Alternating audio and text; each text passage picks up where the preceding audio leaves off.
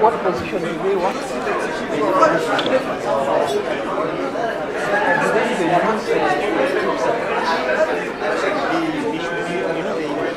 Yeah. Oh, then why for the concert? What can you say? I want to qualify for it. So I'm going to start here.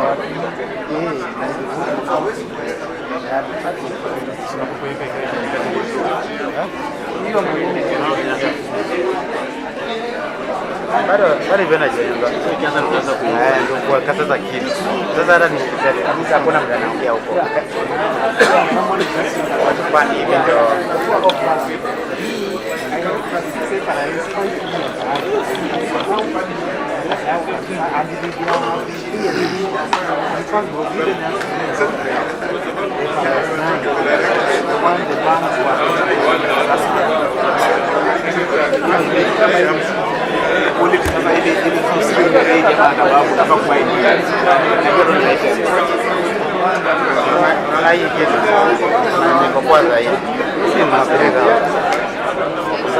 kuna pande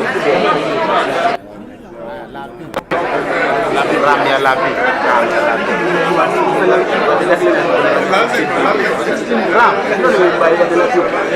hivi nafanya ulibaya nini how much 5,000 hiyo ni laki kwa sekondari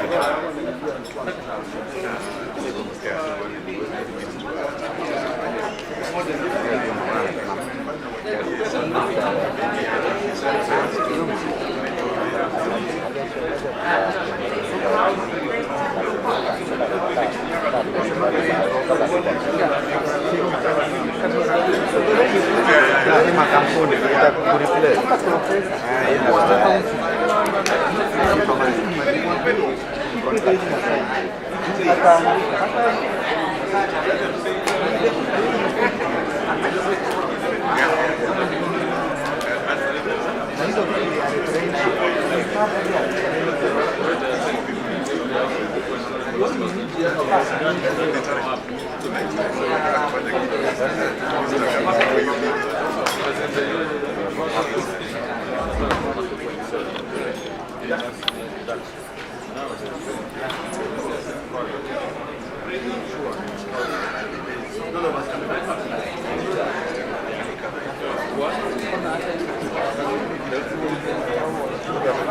dari beberapa tahun saya pernah berbiasa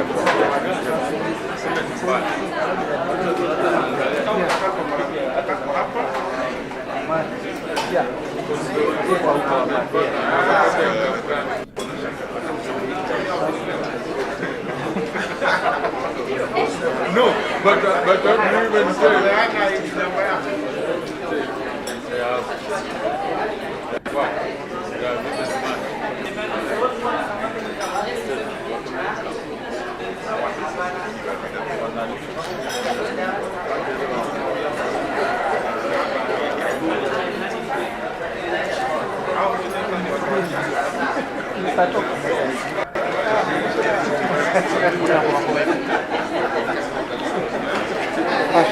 Bea.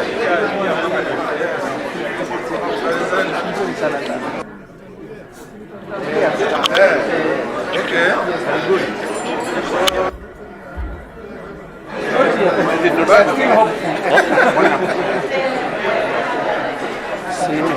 Mepa. No lihat. Not playing. It's not stable.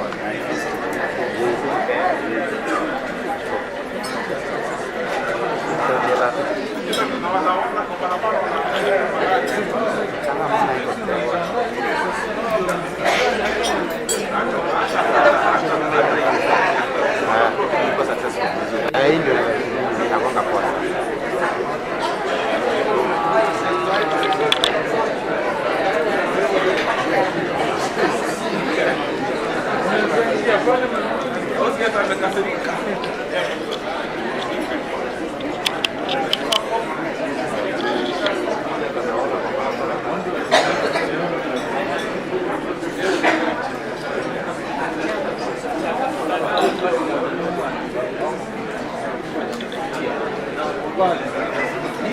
may settle down. You may settle down.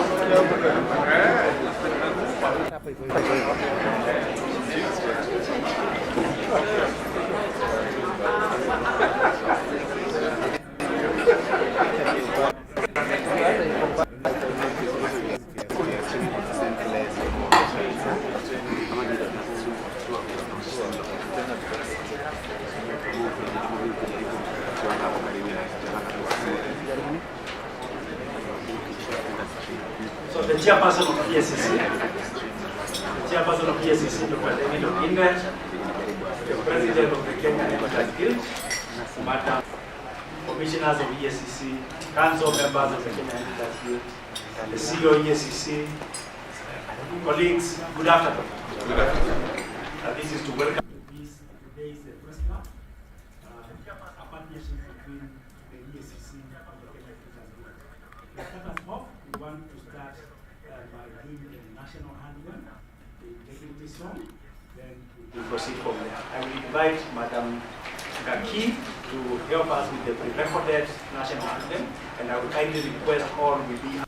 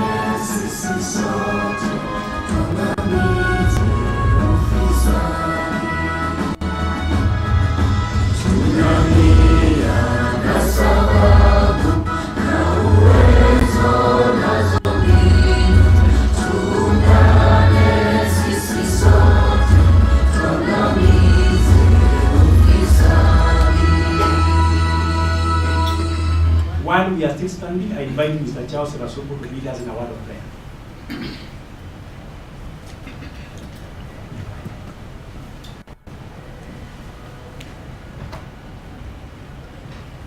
Thank you, baby. Right? My dear God, we want to come unto you this afternoon, Lord, to glorify you and to thank you for the good care you have taken upon us. We thank you, Lord, for the EACC family and the media, that you have accorded us this opportunity to meet and deliberate on matters of interest to your people.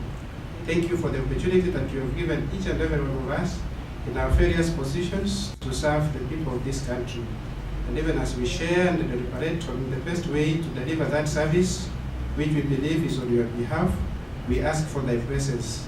Throughout this meeting, Lord, we request that you be with us, guide us, and may us be victorious, and all honor to come back unto you. We want to thank you for everything, and ask for thy blessings until we finish, for we pray all this in Jesus' name. Amen. Thank you. We may take our seats. At this point, I just want to start with an announcement. From your program, you can see after preliminaries, we are scheduled to have lunch. We are proposing, with your concurrence, that we take lunch to be the last event, so we go straight to the main activities, then we'll be doing lunch later, because we are slightly late in terms of the time we are starting. So we do that, and we apologize for not meeting that expectation, but however, lunch will be served at the right time. At this time, we are going to do some introductions for purposes of just knowing who is in the room. Then we start with the main activity. I will take lead to introduce the team from the commission, not by name, but then after that I will invite. Start introduction everybody here. We will have lunch at 3. Thank you, sir. That is noted. I just wanted to say, in our midst, we have the commissioners of the commission, led by the chairperson. We are seated in this first table, this second table. We have the CEO, we have the deputy CEO, we have the directors, we have our regional managers, because the commission is involved. It has presence in 11 regional offices. All the regional managers are here, and we interact with media from time to time. We have heads of departments and our staff who are attending. So that is the team which is midst, but as the program continues, we will interact more closely. At this point, let me invite the CEO of Kenya Editors Guild, Madam Rosaria, to do a quick introduction, basically just to mention who is in the room. Then after that, proceed to invite the first speakers. Welcome. Good afternoon. Okay, I didn't hear. Good afternoon, everyone. Good afternoon. Welcome to this Press Club Luncheon of Kenya Editors Guild. And we want to say thank you very much for honoring the invitation. I'd like to recognize the presence of the KEG president in the house. KEG is composed of senior editors in the newsrooms. Most of them work in the newsrooms. So we also have members who have transitioned from the newsroom and currently work either as independent editors, but also work as members of the academia. So I'd like to also recognize the council members present. Please wave. All right. So the annual general meeting, the Editor Guild members meet once a year in an annual general meeting, which is the chief decision-making body of the guild. But work is done during the year by the KEG Council, and we also have committee members who also assist the council members to do the work. And then I'd like to recognize the presence of KEG members in the room. Kindly just wave where you are. Thank you very much for your presence. I would also like to recognize the presence of Court Reporters Association. Kenya Editors Guild executes its mandate through various ways. One of the ways is through impacting the next generation of editors. We work in collaboration with various journalist associations And so I'd like to welcome the president of the Court Reporters Association. They are in the house, thank you very much. And we also welcome the presence of the crime reporters in the house. Crime reporters, thank you very much also for honoring the invitation. And other ways in which Kenya Editors Guild does its work. So first of all, Kenya Editors Guild exists to promote professionalism and excellence in journalism. So impacting the next generation of editors is one way. So we do that through training both reporters and also training the journalism students in the universities and in the journalism schools. But we also have a mandate to protect the media space. So we have some advocacy work going on in KEG, and it's our mandate to secure the media independence through looking out for any issues that would impact media independence.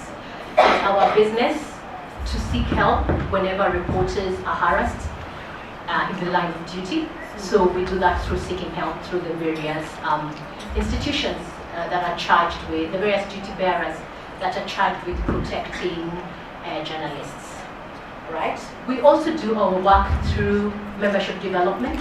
So this here, the Press Club Luncheon, is one of the ways through which we create value for our members. It's our business to provide opportunity for members to meet with newsmakers, to interact with them, to interrogate policy issues, to interrogate decisions that have been made. So this is one such platform which we offer our members on a regular basis. It is also our business to reach out to members of the community to make the media known to them. Why do editors make the decisions that they do? Why are some people strategically left out of the editorial decisions or of the editorial agenda? Editors are here today, and I believe we will be having an interactive segment later on here. So that's in a nutshell what Kenya Editors Guild does, and we are very grateful that you were able to respond to the invitation, and we look forward to this discussion whose theme is the fight against corruption in Kenya, status versus public perception. Right? Thank you very much. At this point, I'd like then to proceed with the program and welcome our guest, the next speaker. She is the head of crime, prevention, and criminal justice at the UNODC Regional Office for Eastern Africa, and that's Miss Charity Kagwe. Karibu sana.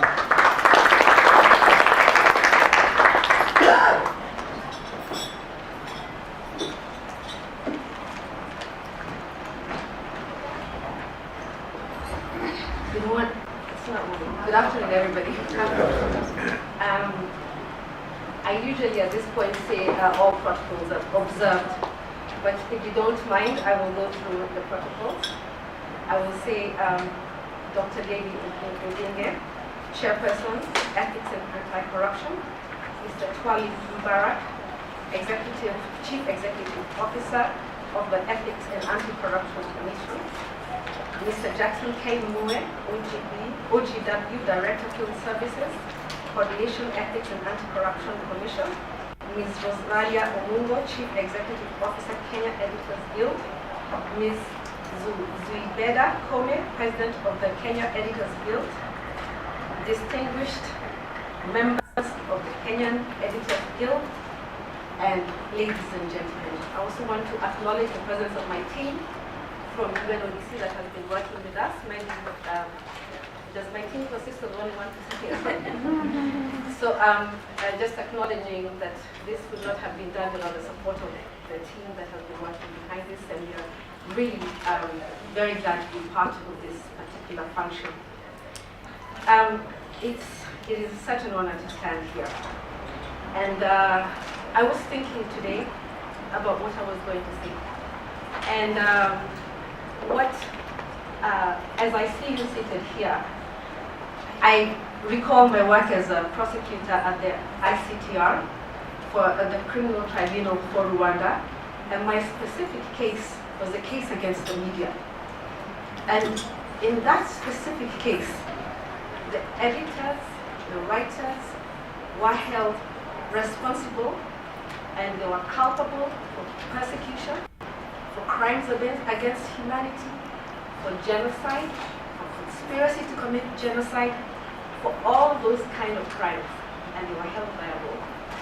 I don't think when they were drafting those stories, they actually thought that their acts could go to a courtroom and that they would be questioned for what they did. Incitement to genocide, hate speech. And that showed, in fact, as we looked at the media trial, it showed the power of the media. When I stand before you, I stand before the fourth estate, one of the most powerful groups that we have, that speaks not only to the people in office, but to the public in large. You tell us what is going on. If there is a corruption case, you expose it. If there is issues around that case, you reveal it. So when we see the responsibility that you have, we look forward to you continuing to support what has been one of the greatest scourges in this continent, the fight against corruption. This is not an easy fight, but it doesn't mean that it's a fight that cannot be won. In fact, by seeing you here and seeing the commitment of the Commission, I know that Kenya can win this fight. And the fight, of course, has got to come from people like you. When we go back to places where people have fought for rights and won them when it looked impossible. The leaders were those who had a mouthpiece to the nation. And you do have a mouthpiece to the nation. And with that mouthpiece comes responsibility. So when we look at what we have done as Kenya, ratify the UN Convention Against Corruption, actually we were the first to ratify. 2003, it came on the table and we went and ratified and we said we were going to live under these principles, we're going to fight this scourge, we're going to make sure that services reach Kenyans despite who you are, despite where you come from, you have a right to be just like everybody else. However, we are very far from where we would like to see ourselves. We are seeing corruption eating away, and not just big corruption. You know, sometimes we look at all the big corruption, and this is what we think about. But every single aspect of our lives is affected by corruption.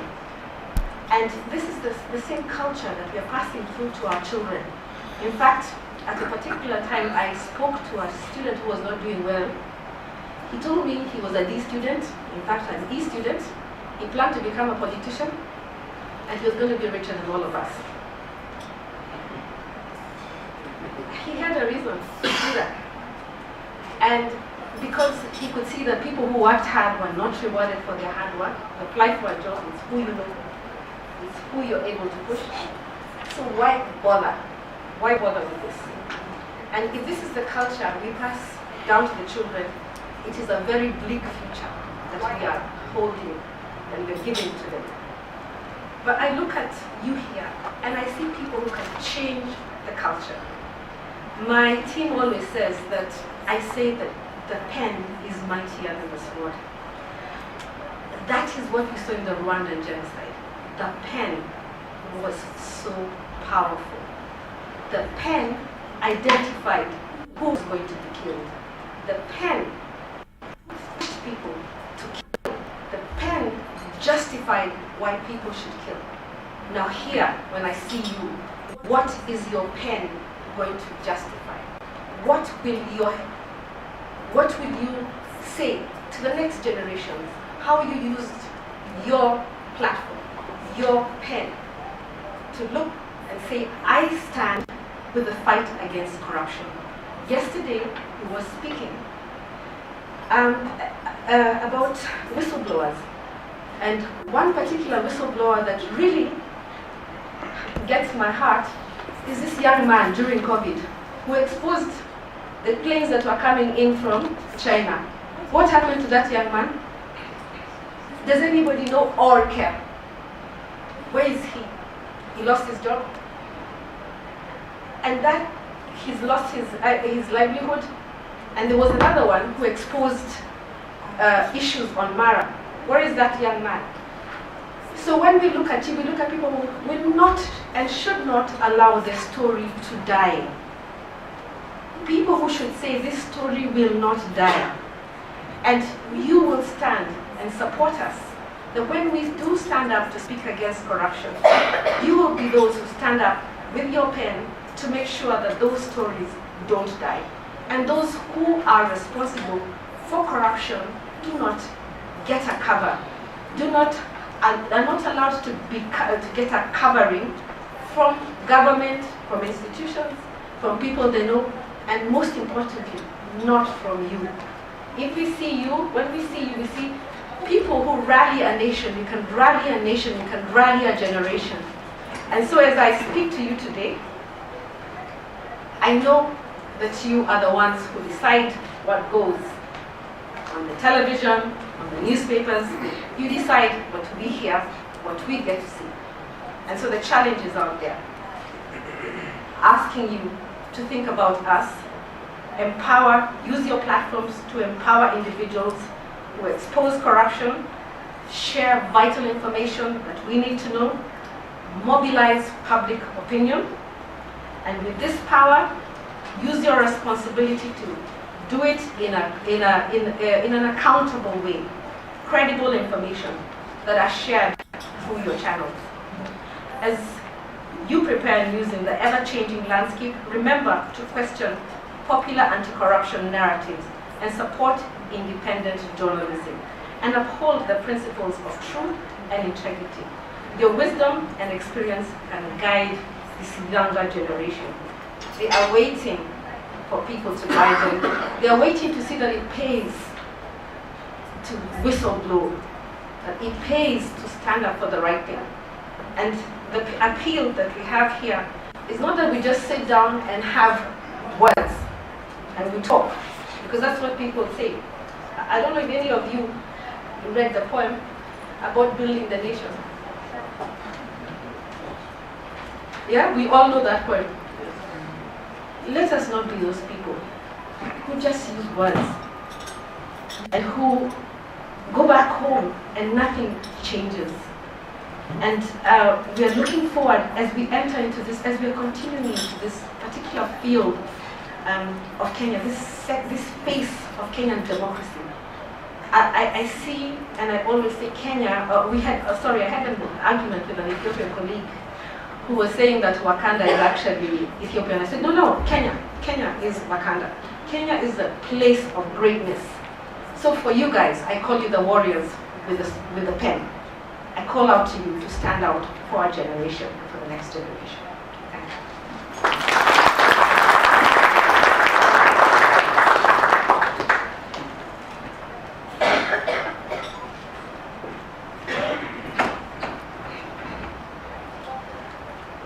Thank you very much, Charity Kagwe. We are called the Warriors with the Pen, and she's raised critical issues and challenge to editors about how we use our platforms and whether the pen that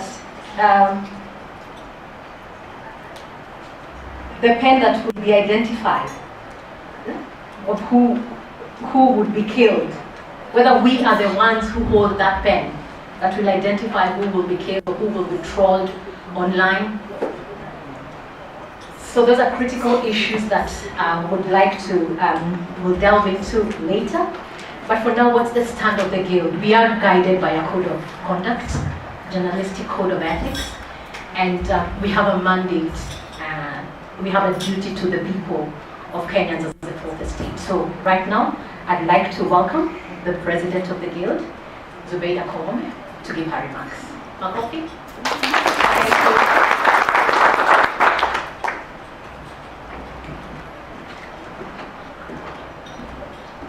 Asante sana Charity. Tumekusikiza kwa makini na tutatekeleza yale ambayo mmetueleza. We feel challenged this afternoon. EACC Chair, Bwana David Otunde, CEO Twali Barak, EACC Commissioners, Partners, Kenya Editors Guild Council members present, members of the Guild and our Secretariat, our court reporters, our investigative reporters, all protocol observed, ladies and gentlemen. Habari zenu? Mko salama? Mbona mnakaa mnahuzunika? Ni ufisadi. Kwanza kabisa naomba radhi kwa kuanza huu mkutano kuchelewa. Kwa unyenyekevu naomba msamaha wenu. Haikuwa kwa kusudi, lakini tunafurahi sana kwa kuja hapa na kwa ushirikiano wenu. Tunasema asanteni sana kwa kila mmoja wenu. Asanteni, asanteni sana. Kwa sababu tunaamini kwamba ufisadi na vita dhidi ya ufisadi na mafisadi si jukumu la mtu mmoja. Ni jukumu letu sote. Kwa sababu Kenya ikiangamia, sote tutaangamia, waliomo na wasiokuwemo. Sio? Si ni kweli? Na ndio sababu nakubali vile ambavyo mmesikitika, kwa sababu kibarua ni kigumu lakini tutapambana na tutashinda, au sio? Kupitia ushirikiano wetu. Si ndio? Today I stand before you to discuss the crucial role of media in the ongoing battle against corruption in Kenya. Corruption is a pervasive issue that has plagued our nation for far too long, hindering our development and undermining trust in our institutions. However, the media has emerged as a powerful weapon in our fight against this deeply entrenched problem. The media serves as a watchdog, a guardian of truth and transparency in our society. Its role in exposing corrupt practices cannot be overstated. Investigative journalism in particular has played a pivotal role in bringing to light cases of embezzlement, bribery, and abuse of office. Through their relentless pursuit of the truth, journalists have kept the public informed about the extent and impact of corruption in Kenya. Moreover, the media acts as a bridge between the government and the people. It provides a platform for citizens to voice their concerns and hold those in power accountable for their actions. Through reporting on corruption cases, the media empowers ordinary Kenyans to demand transparency, accountability, and justice. In recent years, we have witnessed the rise of citizen journalism through social media platforms. Ordinary citizens armed with smartphones have become citizen reporters, sharing information and evidence of corruption in real time. This has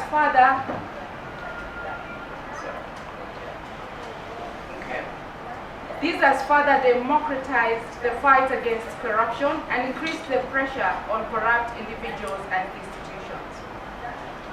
However, the role of media is not without challenges. With that in mind, kindly allow me to share with you areas of support that journalists need. Number one is safety and security. Journalists often face threats, harassment, and physical violence while reporting on corruption cases.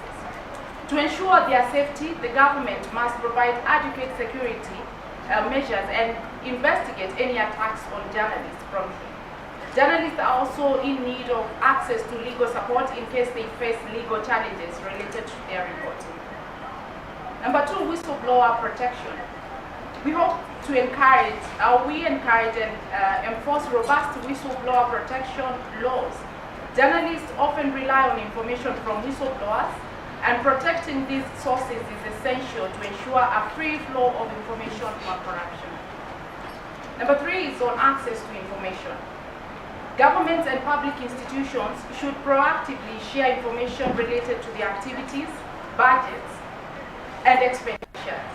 Access to information laws should be strengthened to make it easier for journalists to obtain essential data for their investigations. Number four is on training and capacity building. Invest in training programs for journalists focused on investigative journalism techniques, digital security, and ethical reporting. This helps journalists conduct in-depth investigations effectively and responsibly. Media ownership, transparency. Ensure transparency in media ownership to prevent undue influence on journalistic content. Media outlets should disclose their ownership structure to the public. Financial support. investigative journalism can be costly and time-consuming. Financial support, either through grants, fellowships, or awards, can encourage in-depth reporting on corruption. Public awareness campaigns. Raise awareness among the public about the importance of supporting investigative journalism. Citizens should understand the role of the media in combating corruption, and be encouraged to protect journalists' rights. We are happy to execute this through our program. Example, the type of engagements that we have with citizens. International support. Collaborate with international organizations and government to provide training, resources, and protection for journalists working corruption-related stories. These will and can strengthen the resilience of the local media against corruption-related pressures. Ethical guidelines. We also encourage media houses and media organizations to establish and adhere to strong ethical guidelines. Journalists should be held to high standards of accuracy, fairness, and integrity in their reporting on corruption. In conclusion, supporting journalists in the fight against corruption is not just a matter of freedom of press. It's an investment in transparency, accountability, and the future of Kenya. By addressing the challenges that journalists face, providing them with necessary resources and protection, we can collectively work towards a more transparent and corruption-free society. Additionally, media organizations must uphold the highest ethical standards in their reporting. Accurate and balanced reporting is essential to maintain public trust and prevent the spread of misinformation. Na baada ya hii kizungu mingi, wacha mniruhusu tu nizungumze tu kimoja tu. There have been allegations of all media organizations or journalists are corrupt. Or wanachukua brown envelope. Or it has turned from being a brown envelope to a black suitcase. But have you received any official complaints about these journalists that we're talking about? Because we hear everybody, they are all politicians claiming that journalists are extorting politicians. They are actually now they're saying that we are demanding for money from them for us to cover their events. We don't ask for payments to cover events. Media relies on advertising, as our revenue stream. Right now, we're looking into digital platforms as another area of revenue generation. But sasa hawa watu wote wanalalamika ni kina nani? Why are they not coming forward and filing the complaints? Because with the emergence of technology and citizen journalism, everybody who's seen to carry a camera or, is kila mtu anasema huyu ni mwanahabari.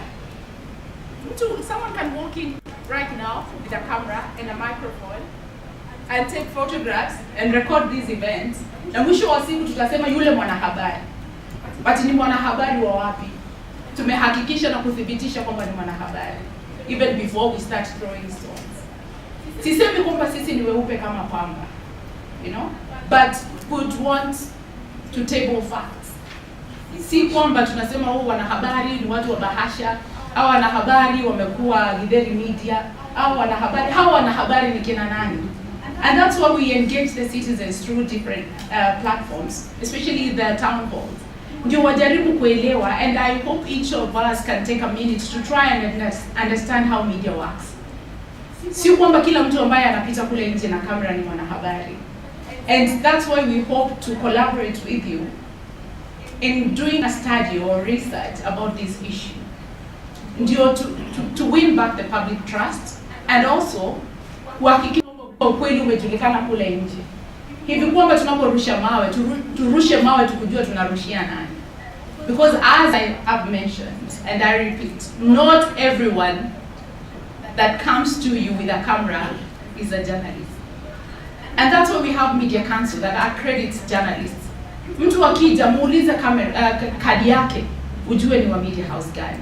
And we've created platforms through which you can file your complaints or you can reach out to us to complain.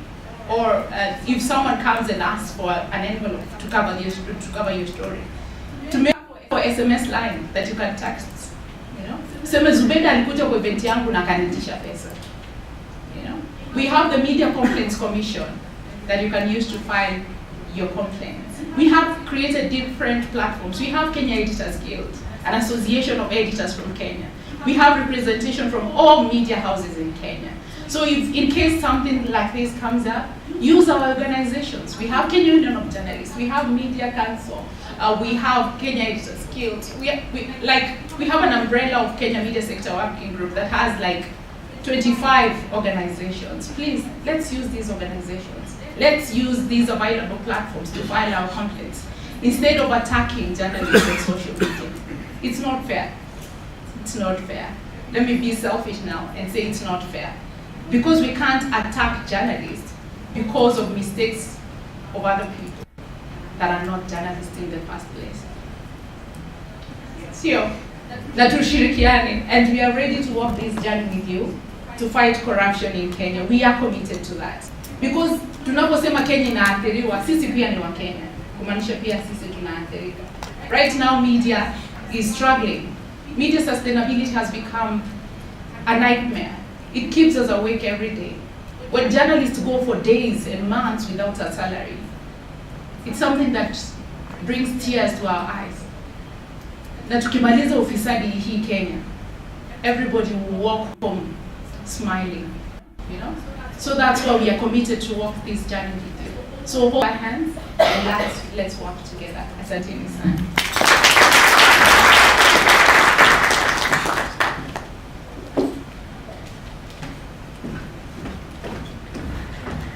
Thank you very much, Madam President. And thank you for that question that are all the journalists corrupt? Have you encountered the corrupt journalists? Have you reported? And while she was talking, I saw the CEO of the EACC sort of like writing down. And of course, yeah, he was writing down. In a moment, we will invite him to tell us the perspective of the EACC. I believe he has those answers. But first, when we hold the Press Club Luncheon, we invite a senior editor to come and give the perspective of media, to set the stage about what's happening in the media side, in the perspective of editors. So at this point, I'd like to invite Mr. Ocheng Rapuro. He's the editor-in-chief of the Standard Media Group. Karibu sana.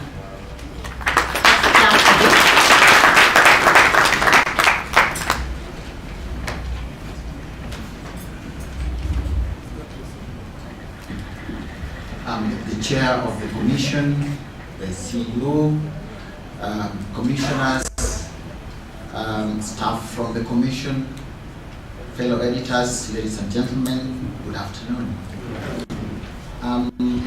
I would like to start by asking for leave, Chair, because I'm going to stay on the path of truth and facts. Some of it will be a little bit uncomfortable. But that's what this fight is all about. It's about a discomfort, an uncomfortable fight against what one of the former chair of the commission, Justice Ingera, called the dragon. Who's going to slay the dragon? And this is the reality. This is what it is. Now, my job this afternoon is to give you what they call the inside tech. Basically, how this is going with us from the newsroom. But I will start by giving you a view from the streets. When Madam Charity was here, she said the fight against corruption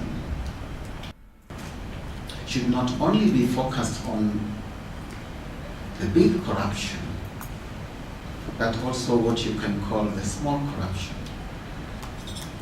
My experience is that both of these two ends of this corruption spectrum are very harmful to us as a country, as a people. What you might call small corruption basically is really hurtful to members of our society who are the place we call the bottom of the pyramid.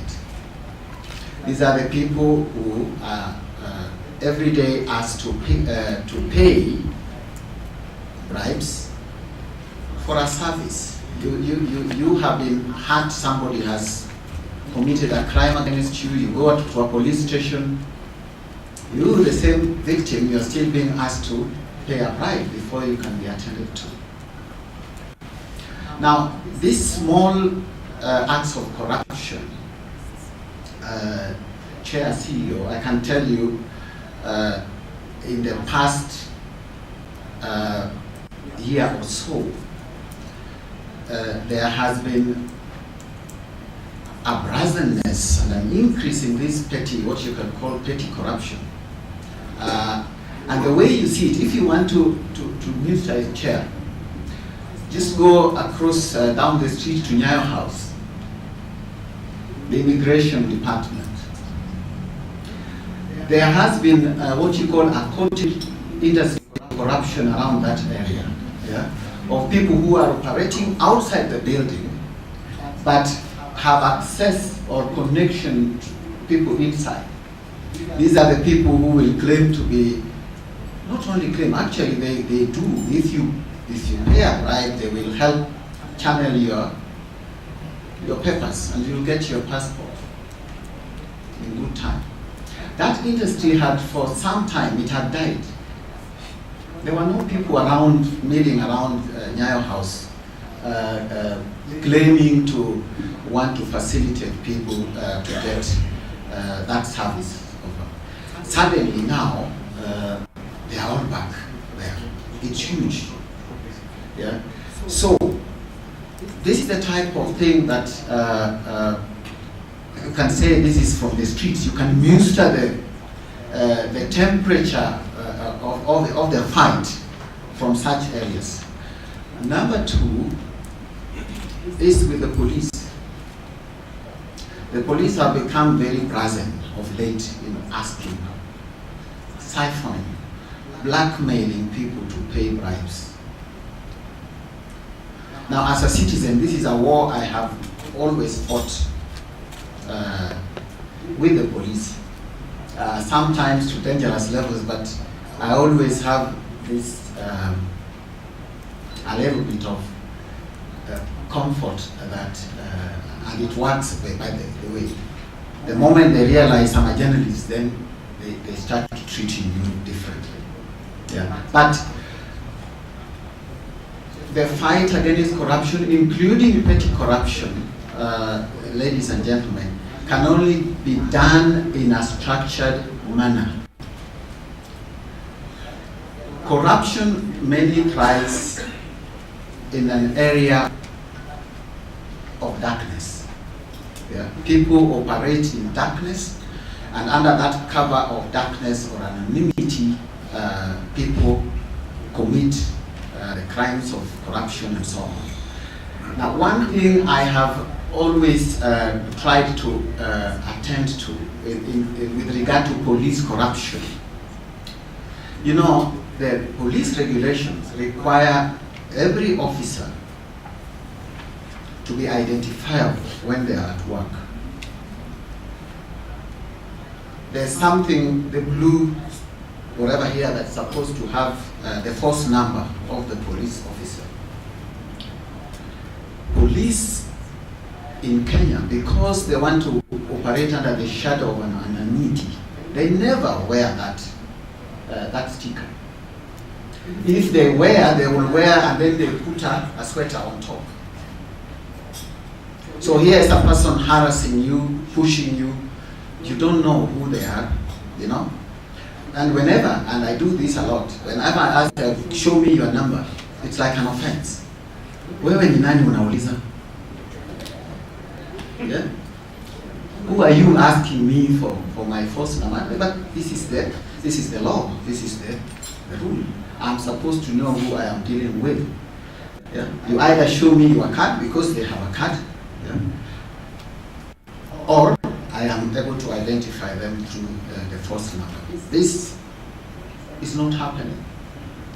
I have personally gone to the National Police Service to submit to them to make the police follow the law when they are at work. It is not happening. And under the cover of anonymity, police are then able to push the ordinary mwananchi, extract rights from them, hurt them, you know, and do a lot of things that are not acceptable in our society. This is the view from the streets. I stopped there. Now I come to the view from the newsroom. Now, as journalists, we are in a very pivotal position. In fact, as the speakers before me have indicated, the responsibility that is bestowed upon us as journalists, as editors, is heavy. And it is heavy right from the definition of journalism as the fourth estate. The history of the fourth estate, I'm sure we all know, but in the current circumstances, we have the three arms of government, and therefore the fourth estate is the media that is supposed to be oversighting what these three arms of government do. So look, here we are, ordinary mortals like yourselves. You are supposed to be oversighting what the president is doing at State House, what the Chief Justice is doing at the Supreme Court, and what the Speaker of the National Assembly, with all those arms of government that they preside over, are doing. What they are doing to tell the people, because they are there for the time being on behalf and in the service of the people. Now, there are three broad areas how we as the media will relate to a commission or an agency like the EACC. Number one is education. In your mandate, we understand, and rightly so, that you have a very huge mandate in educating Kenyans, you know, on how to conduct themselves in a way that does not corrupt our system. So this is what you call a culture, you know, culture change, nurturing the culture of ethical behavior. This is part of our mandate, to help the Commission educate the public on ethical behavior so that we avoid this crime of corruption. Number two, we also do have a mandate to inform the public what this Commission delivers on their behalf. What does the Commission deliver? And why is that important? It's because the Commission is funded by taxpayers' money, publicly funded institution with a mandate. So we also have a mandate or an obligation as media to inform the public of what are the activities that the Commission is undertaking within its mandate legally, and whether it is progressing, static, achieving what the aims or the objectives are, or it is regressing. This is our mandate. Remember, We are the fourth estate. So even as you conduct your mandate, we are supposed to stand somewhere above and tell the public in totality what is happening within the commission and what is going well, what is not going well. And I think on those two, we have done well. The third thing is on accountability. Now, accountability is a very broad word which starts from within us and to what the president was talking about. The media cannot hope to hold other people accountable without itself being able to be held accountable for our actions as journalists. And therefore, thankfully, journalism, like any other profession, is a well-structured profession with its principles, with its realm of ethics, ethical behavior, with a whole retinue of laws that govern our profession. Now, this fight against corruption, as editors, as journalists from the newsroom, we have walked this journey and we have come to the conclusion that it will never and can never be fought outside the laws of the land, outside the constitution, outside the laws of the land. And therefore, as we engage in this very important duty of oversight, we must always be alert that we are staying within the narrow confines of the law and the ethics for the practice of journalism. Just to give you an example, for those who are not trained journalists, the principles of journalism are, there are a number of principles, but they come in order of importance. Number one, which we call the Holy Grail of journalism that we should never break, is factual correctness. Factual correctness. That whatever we put on our screens on TV, on our radios, in our newspapers, is factually correct.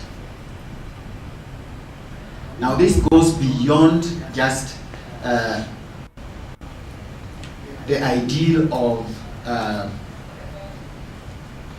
getting things right, but it is what aligns us to the mission of journalism, which is the pursuit of truth. Secondly, staying with the facts, we say, is our silver bullet against the vagaries, the dangers of our profession. Chair, CEO, one of the biggest dangers of our profession is legal suits. A media house can actually be driven out of town, made bankrupt by legal suits if you get your facts wrong. There is the law of defamation, there is libel. If you get your facts wrong, you definitely pay a heavy price. Remember, we are in a very tight corner where sometimes the person whom you are trying to hold accountable is a judge. And you happen to get your facts wrong, where do you find yourself? Before the judge or before a fellow judge.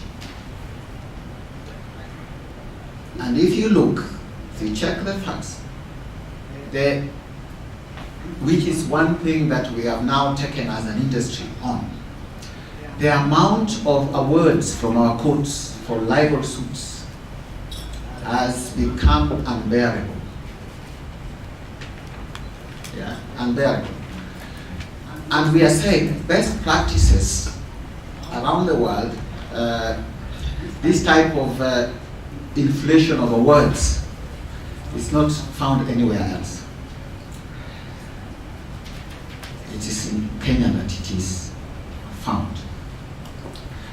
And the Commission needs to work with us to find, which we are now pursuing this from the Guild and the Union of Journalists, a better way to shape the conversations around corruption, around libel and around defamation in the media, so that we do not basically eliminate the media from our midst. I can see the CEO is upstanding, but there's one thing that please allow me. We have other engagement at 3, so I think, yeah. Please shorten your... Yes, I'm going to shorten. I want to say this, Mr. CEO. One of the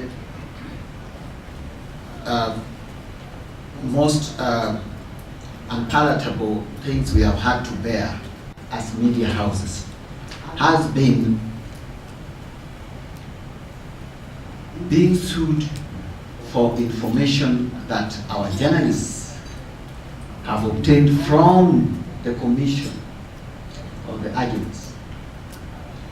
And that's what I'm talking about. The fight can only be done in a manner that is legal. When I went to Standard in 2019 as editor-in-chief, I found, like every year, the media house was getting like 36 legal suits of defamation. Now that year, when I went in July, I found there were 37 of them. Yeah, about 18 involved 2 reporters. Both of them were operating in the newsroom as investigative reporters. They had sources, one end at DCI and the other end at EACC. Between them, they shared the 18 cases. Out of the 18 cases, about 11 of them were cases relating to reports they had written with information obtained from the DCI and from the EACC. Why? Because they did not wait to follow the law. The law requires that the Commission investigates, takes the information to the DPP, the DPP then charges the individuals. Those cases are still in our in the courts with us, and they are there, originating from information that came to us prematurely. One of them is the Commission says we are investigating 8 governors for corruption. Then we go and publish the story full with the pictures of the governors, and then the cases do not materialize in court. The governors come for us. This is the type of thing. This is the type of thing that happens. So, with those remarks, I will end here and thank you all. This is the view from the newsroom that we want to partner, but let's partner in a manner that serves the mission of fight against corruption. Thank you.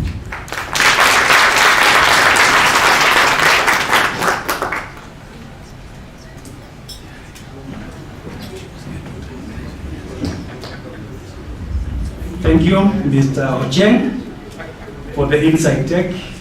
Now next we are going to hear the CEO of EACC, who will give us the insider tech, the status of the fight against corruption. Can you give me how many minutes I should spend?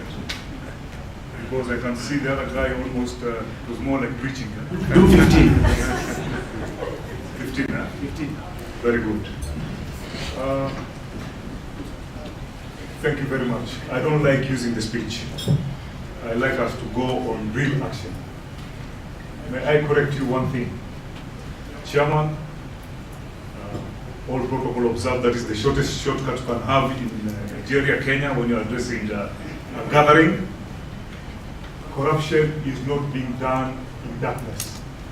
Corruption in Kenya is done in the open. Traffic policemen are openly collecting bribes. You see them as you are driving, they don't care. But there's good news. It's very important that we've talked about that mentor. I have just said something to the IG this morning. When I was coming to the office, I saw a policeman in a very compromising situation with a motorist that has been stopped, and he has texted me very good news. The new police uniform will be having your name and the number. So it's something that they are working on it, and we need to understand something about this country. That the fight against corruption should not be the way you are in your room and there are so many mosquitoes and you try to kill those mosquitoes with your hands. You will not finish them. The best way is to put a net, to spray, and then you sleep comfortably. What am I talking about? I'm talking about the grand strategy of eradicating corruption in this country. You can have the best laws. If the enforcers are corrupt, what happens? I keep on talking about our time when we were in school, during the CPE and the KCE. For those of us who are over 52 years, I think when you are under 52, you must have done 844. If you're over 54, and although when I went to school, there were guys who had beard then. So it can be subjective. How come during our time, exams were not locked in containers and there were no leakages? And today, you have a containers for national examination. The late Professor Magoha will inspect. CID have got their own lock. GSU escorting the containers. Still you have leakages. Where are we driving to? There's a problem in the society. That is where we are. So how do we address corruption? If we are to address grand corruption, we have to look at three main pillars. Because there is this thing which I got it from one of the books I was reading about corruption, that around the world, corruption has become a primary mechanism by which power and politics function. The whole world, including the US. So some of these things, when you see them here, it's a global problem. And they say many democratic states in the world are losing the confidence of the citizens. And ironically, the quasi-dictatorship states are the ones that are respected by the citizens. A trend that is very worrying. So, when we are talking about the grand strategy of fighting corruption in this country, first and foremost, let us look at the political culture. That is where the problem starts. When you have a political culture that a person like Bishop Oginde goes and vies for a post of an MCA, is defeated by an illiterate, just because there's nothing wrong being illiterate, but I'm talking of being an illiterate, quasi-thug, just because the guy has got money, and you hear that guy has got 5,000 votes, Bishop Oginde has got 150 votes, maybe just from the village. And then you expect good leadership and results. And the trend goes on like that. The governors, I was doing a small research on my own in my office. I noted most of the governors who had served 2 terms have got serious issues with our office in terms of integrity. But they came twice. And if the law allowed 3 times, even 4 times, those guys will still be in office. That is where we are in terms of the political culture. We are talking with the public. As much as we make a lot of noise about the traffic, where's the problem? We are part of the problem, causing that corruption in the traffic. We are the ones who want to avoid overlap. When you are caught, you flash 500 bob to that policeman. You are forgetting one thing. Most of those policemen had to bribe to join the police force. So they are in a mission to recoup the money that they pay. And it's not only the police, it's all over the entire public service. People have to do something. Coleman has, the person who spoke before me, he talked about Zubeda, who talked about the quasi or the journalists who are imposters. EACC is always accused that we take bribes. Some of these people who are alleging that EACC officers are taking bribes have come to our offices, including an MP, no name. The MP came busting, saying, you people are very, very corrupt. So I said, please come to my office. Luckily, that MP came with a member of JLAC, Justice and Legal Affairs Committee, who, because of our interaction, we know that MP very good MP. So the MP makes noise. I don't want to say he or she. What is it? Do you have the number of this person who gave you? He was, you know, this issue of that some people were forced to bribe him. The MP came to defend his people that they were extorted. I'm given the number, I'm given the name, I go to the mailbox, I key in the first name, there is no such stuff. I ask HR, do we have a staff by this name? Hakuna. So it's a problem cutting across the society together. It goes beyond journalism, it goes beyond, there are even the conmen posing as policemen. We caught one conman who was purporting to be an EACC guy. And Mr. Abdi can tell you, the guy said, this is my profession. My children go to school because I'm a conman. I earn a living out of being a conman.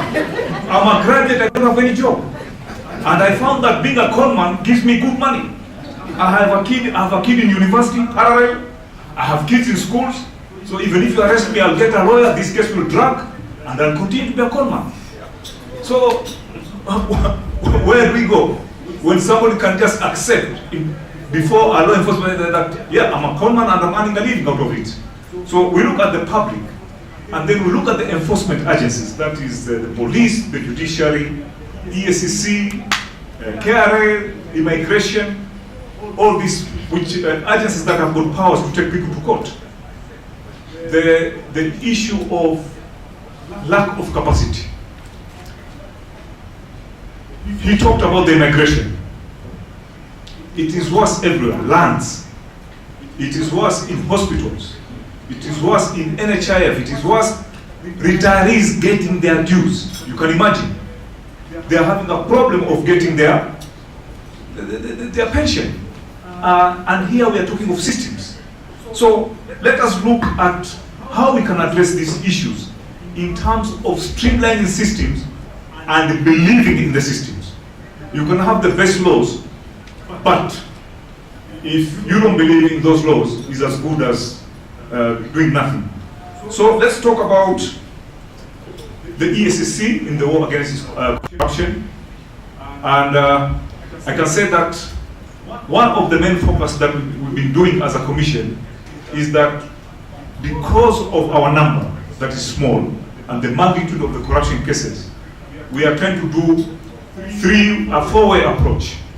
One, the enforcement part of it, and we are looking at big cases as opposed of small cases. We have a problem of having so many cases that are reported, and unlike the other organizations like the Serious Fraud Office in US and UK, where they just look at big cases only, as even if somebody comes and report about a chief having bribed, you have to follow it, but then you ask, is it possible that with this minimum budget, I send officers from Mombasa to Voi to go and investigate a chief who has requested for 200 bob, and these officers will have to take statement, they'll have to stay for 3 days, and when they come, they will be paid their per diem. So we look at grant corruption, and we also look at issues to do with asset recovery. And the focus now is asset recovery, and I want to ask the media, now this is where we are coming from, how we can partner with you people.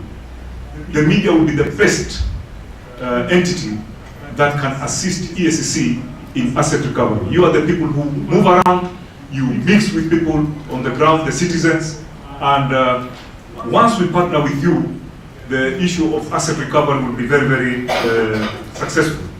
We are looking at also how we can build capacity building to journalists. He talked about journalists being sued. We know, and sometimes it's deliberate to subdue you people and to bring down the media houses.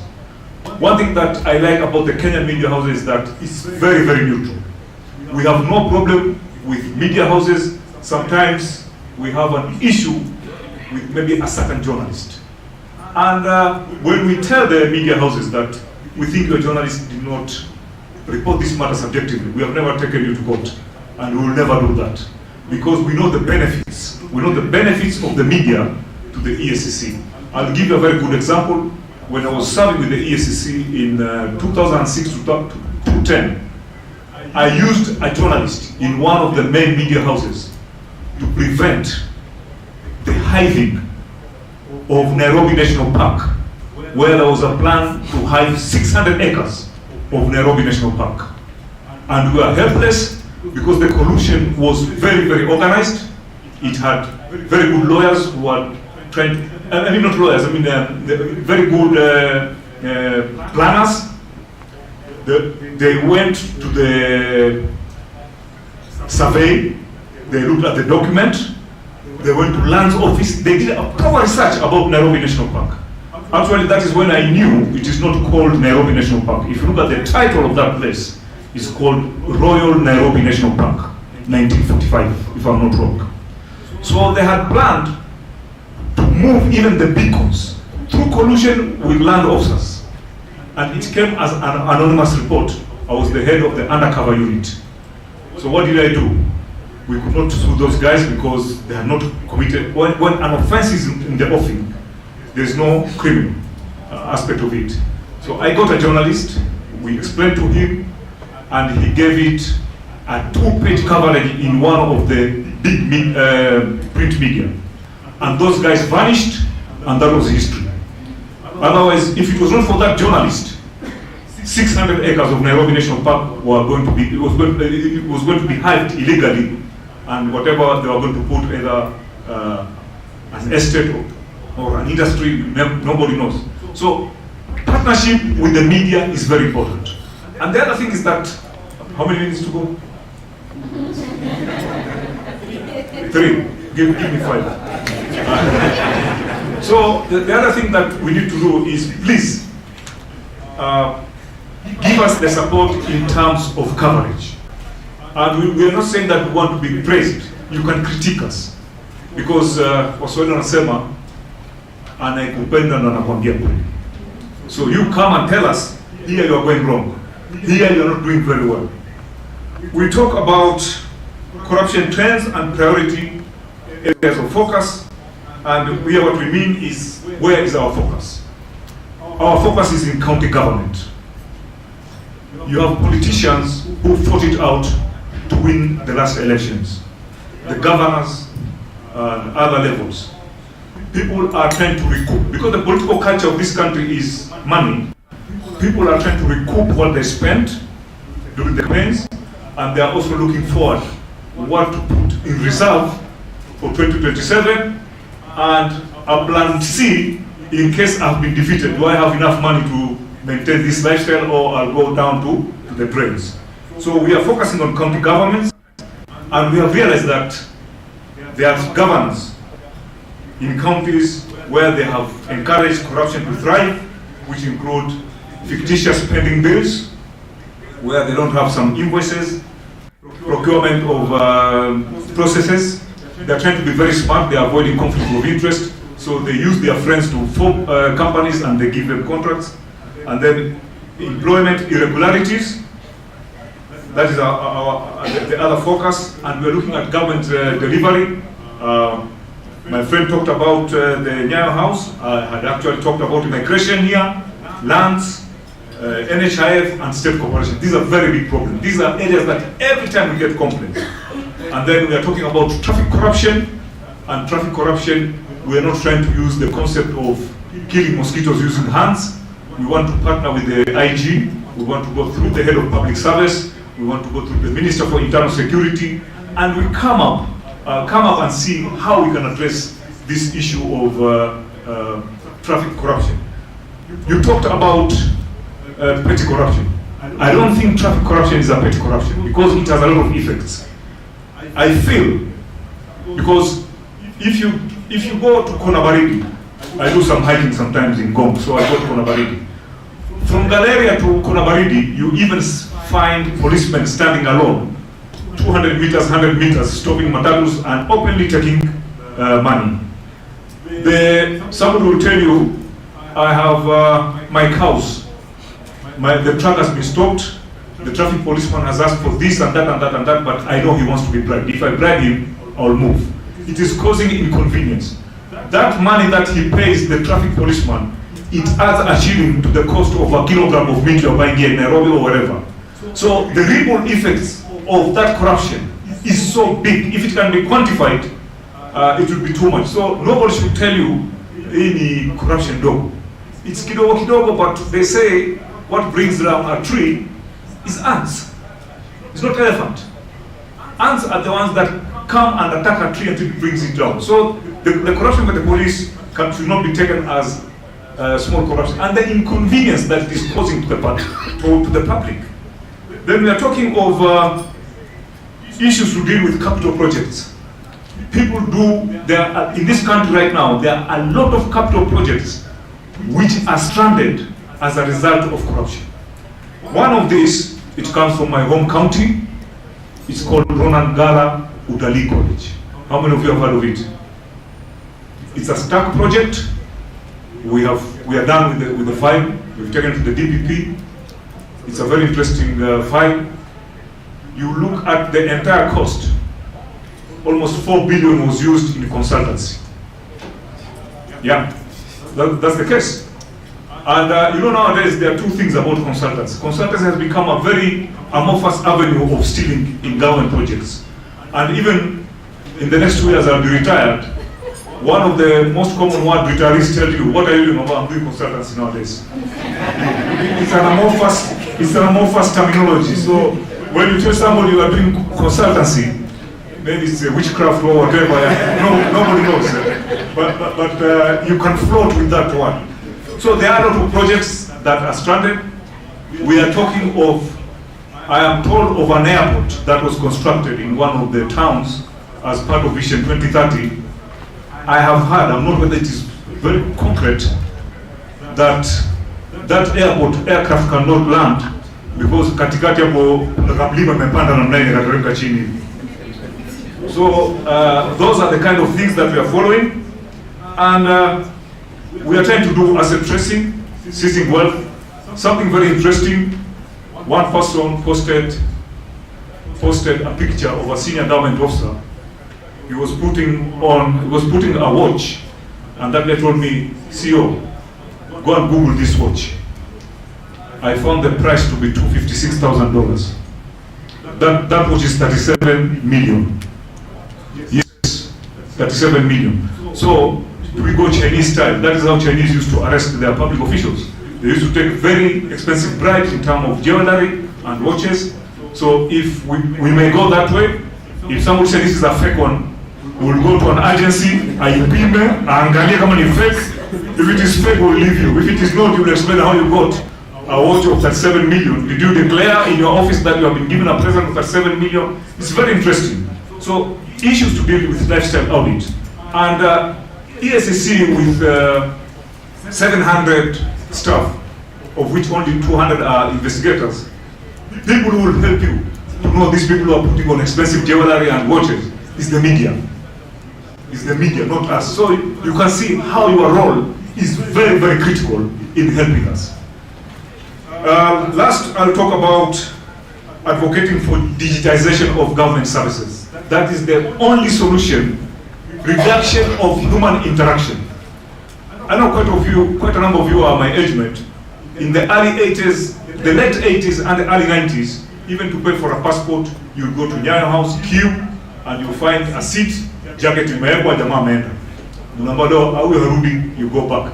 Nowadays, there is e-citizen, and you can see how effective e-citizen is, and other transactions that use the mobile phones.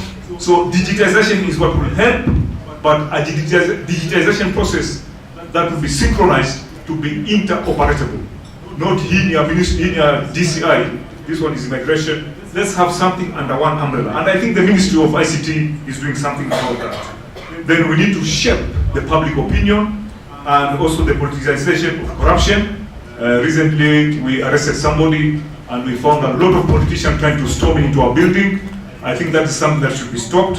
When we investigate people, we don't investigate because of their color, their political affiliation. We investigate them in the form of what is there to be investigated. We have talked about imposters. Zubeda, we have a lot of imposters. What you talk about the card, they have all those cards. They have everything. They'll even tell you, because of your personality, can we have lunch at Serena? When they come there, you want to pay, they'll say, no, you know, our organization, we are not allowed to be bought lunch, we'll pay for it. So unaingia kabisa kwa shimo tu pole pole hapo. And then they tell you, now instead of reporting to EACC, this matter we can have a look at it, but do you have half M? Then after some time, you find another letter from EACC calling you. Say, but what happened? Now, unfortunately, you don't want to tell us, but we can tell. You know, you cannot be loaned a roll of bandy, and then when the guy abscond, you go to the police, you just keep quiet. So it's the same. If the fellow does not want to say, I bribed a conman, he just keep quiet. Where's the letter? So conman is a big problem, my brother, and it's a result of other issues. People are not gaining employment, and people are trying to be innovative. As they say in criminology, criminals are very innovative, or in the wrong way. So I think we need to re-emphasize that that partnership between the media and ourselves cannot be divorced. And my friend, I will request through the chairman, you know, I'm from the military and I like observing the protocols of hierarchy. Through our chairman, let's forget having this type, we can have this kind of forum, but can you pick maybe 20 of your colleagues? One day you come to Integrity Center, we do a complete presentation of what business we do. And because it will be under the roof, you can ask all the bad questions that you don't want to hear, and we will answer you. Because right now you can see I was forcing you to, but don't blame me. I am facing the external auditors who are coming for the closing ceremony. Sasa unajua watu wakasema hii mtu akona madharau, unaona alikwambia saa 9. Then if there's anything adverse more to add, they can add, and then I'll be in more trouble. Because now I want to appear very submissive to them. Now you may force me to miss the lunch. So in general, before I call the bishop, look at this organization and other organizations in terms of, don't make noise to say judiciary bure, police bure, DCI bure, EACC bure, immigration bure. No. Let's strengthen our institutions. And these things will be addressed slowly. There is Mzungu. In December last year, I attended an anti-corruption meeting in Washington. I was with the Commissioner Mshimba.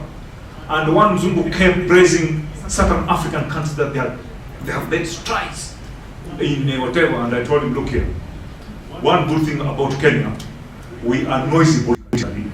We may appear, when you listen to news, you may think the country is burning, but that's the nature of our politics. There's nothing burning, we are used to it. That this country, if there is anything positive about Kenya, in Sub-Saharan Africa, we have institutions. And people respect those institutions. You hear other African countries, a colonel aged 37 years has taken over a country, and nothing happens. Those are things which cannot happen in Kenya because we have institutions. You hear certain countries, president has found the power to be too sweet. He's amended the constitution, unlimited now, he can be a life president. And it goes on without any problem. Those are things that, based on our democratic gains in this country, you can never even dream of. So let us be proud of this country, let us be proud about the institutions. We have challenges, serious challenges, but the good thing is that the clock against corruption is going clockwise and not anti-clockwise. One guy asked me, what is the progress of fight against corruption in this country? And I told him, I'm from Kilifi. Kilifi, there are a lot of baobab trees. I told him, do you know that lifespan of a baobab tree is 4,000 years? There's a baobab tree next to our home. And since 1970, when I could recall, I was 5 years old. I could recall that baobab tree. When I go today, it looks the same. I've never seen an extra branch about that baobab tree. So I told him the war against corruption in Kenya is like that baobab tree. It's moving this way, positively, but very slow. And it is true. 30 years ago, there was somebody called Auditor General State Corporation. Another old man used to be called Joroge. Very famous, giving out annual report. And they will say, Costa, this is how theft is done. KPA, this is how theft is done. When you want to go and investigate, they used to tell you, Nenda State House. And you shy off. Today, if you are approached by EACC, would you say you are going to State House? Nobody will comment, will arrest you, and now you start paying legal fees. What does that mean? It means there are gains against corruption, fight against corruption. It's only that we have a long way to go. And to sum up, corruption is like a lifestyle disease. Lifestyle disease does not require one single intervention. The doctor will tell you diet, will tell you exercise. Unfortunately, all the delicious food he will tell you not to eat. Then there will be the medication. If one is not done, you find that you are unable to manage that disease. If all that cycle is followed, you realize that you can live a normal life. I tell people that my mother got diabetes at the age of 41, and today she's 96. So how did she manage to all that? She adhered to the diet and the intervention. So there are quite a number of interventions in the fight against corruption in this country, and one of them is the media. So please help us, and my brother, organize with your group. We agree, you come to EACC, we do a proper presentation, because it is very, very important, the media to be on our side. My apology, I was trying to rush you, but I've told you there are guys who are waiting for me to fry me there, so I'll try to rush there. And with these lengthy remarks, ironically, I was accusing him, and I've done the same thing. And, I would like to welcome my chairman, or our chairperson, Bishop David Oginde. And Zubeda, there's something that I want to tell you. We have noted that when Zubeda became the president, it is the same day that our chairman was appointed the chairman. So there is something you're sharing in common. Thank you very much, sir. Thank you. Asante sana. I greet you all. Good afternoon. It's really good to be here to listen to very gifted individuals, both informed and gifted in the gap and with information and data. Thank you very much.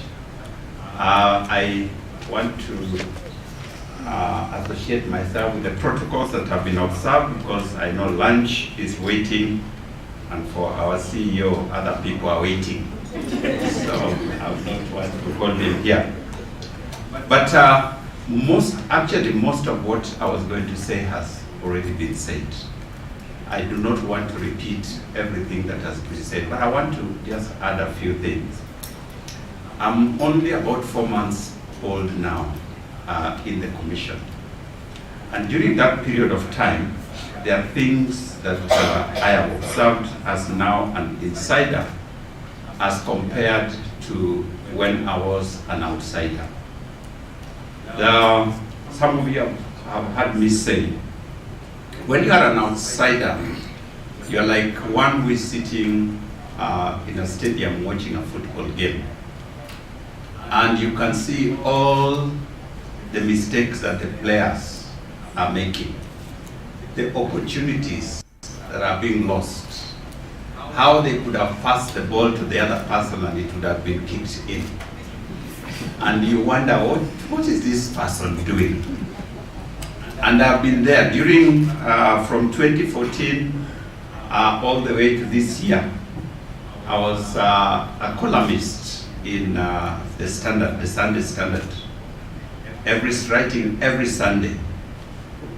When this matter of corruption came up, I just went back to the articles that I had written. I found I'd written almost 20 articles in that period of time on corruption, because it was an issue that really troubled my heart and still does.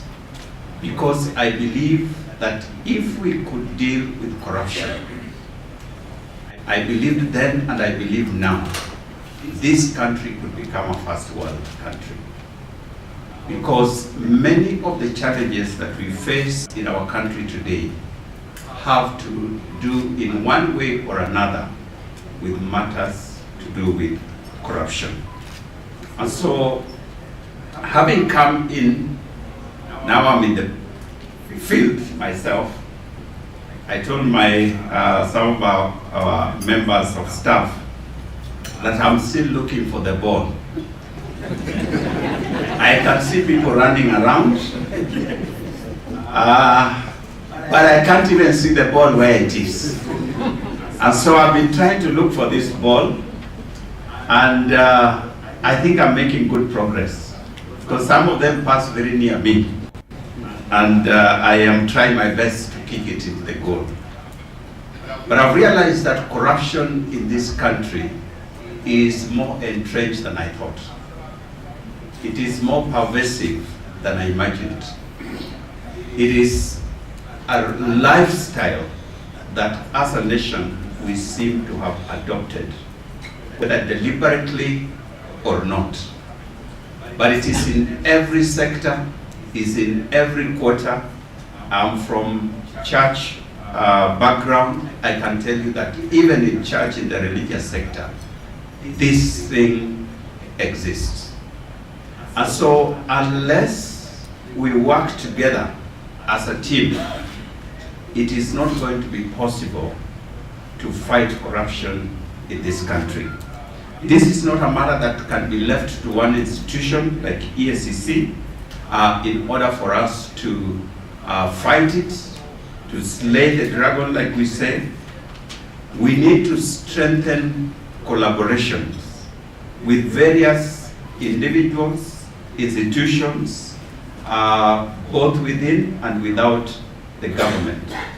The media is, has been already said, a very, very critical member in that team. I think you are the strikers. If we talk about the game of soccer, you are the people who can get these balls right into the goal, into the net. The rest of us play the part that we play, but you play a very significant role in the informing, like Mr. Rahuro mentioned, educating, calling to account. You have a space that many of us do not have.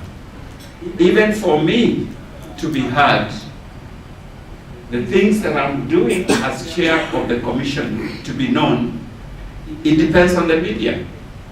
The media is like the one who is controlling the PA system. If they decide now to switch off, I can be yapping, but you see my mouth moving, but you don't know what I'm saying. But when the volume is put on, then you hear. So the media play a very, very critical role, and that has been mentioned and emphasized by the speakers before me. And I want to just call upon you as members of that fraternity to not let go. Our first speaker, Charity, mentioned something very significant about Rwanda. And it happened even in this country. Those of us who remember 2007. The media, I think, became reckless. The kind of advertisements that were being placed by political leaders in our media houses with insults, with all kinds of things.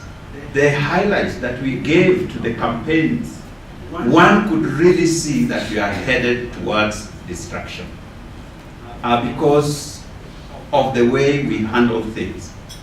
In subsequent elections, I think the media has played a very, very responsible role. And I think this has helped us to stay together as a nation. I believe that we can do the same in this fight against corruption. We need to smoke out men and women who are stealing the resources of this country and turning them into their own private resources, so that they do not enjoy these resources. The investigative journalists are great people. They are able to bring out some things that some of us do not know. And this needs to be highlighted. One area that I would like to call upon the media fraternity to help us in is to bring a connection between the troubles and challenges that we face as a nation and the whole thing about corruption. Recently, there was the Finland case in Washington, D.C. The public came out in a demonstration against those who they believed or perceived to have eaten their money. And they came out in a demonstration.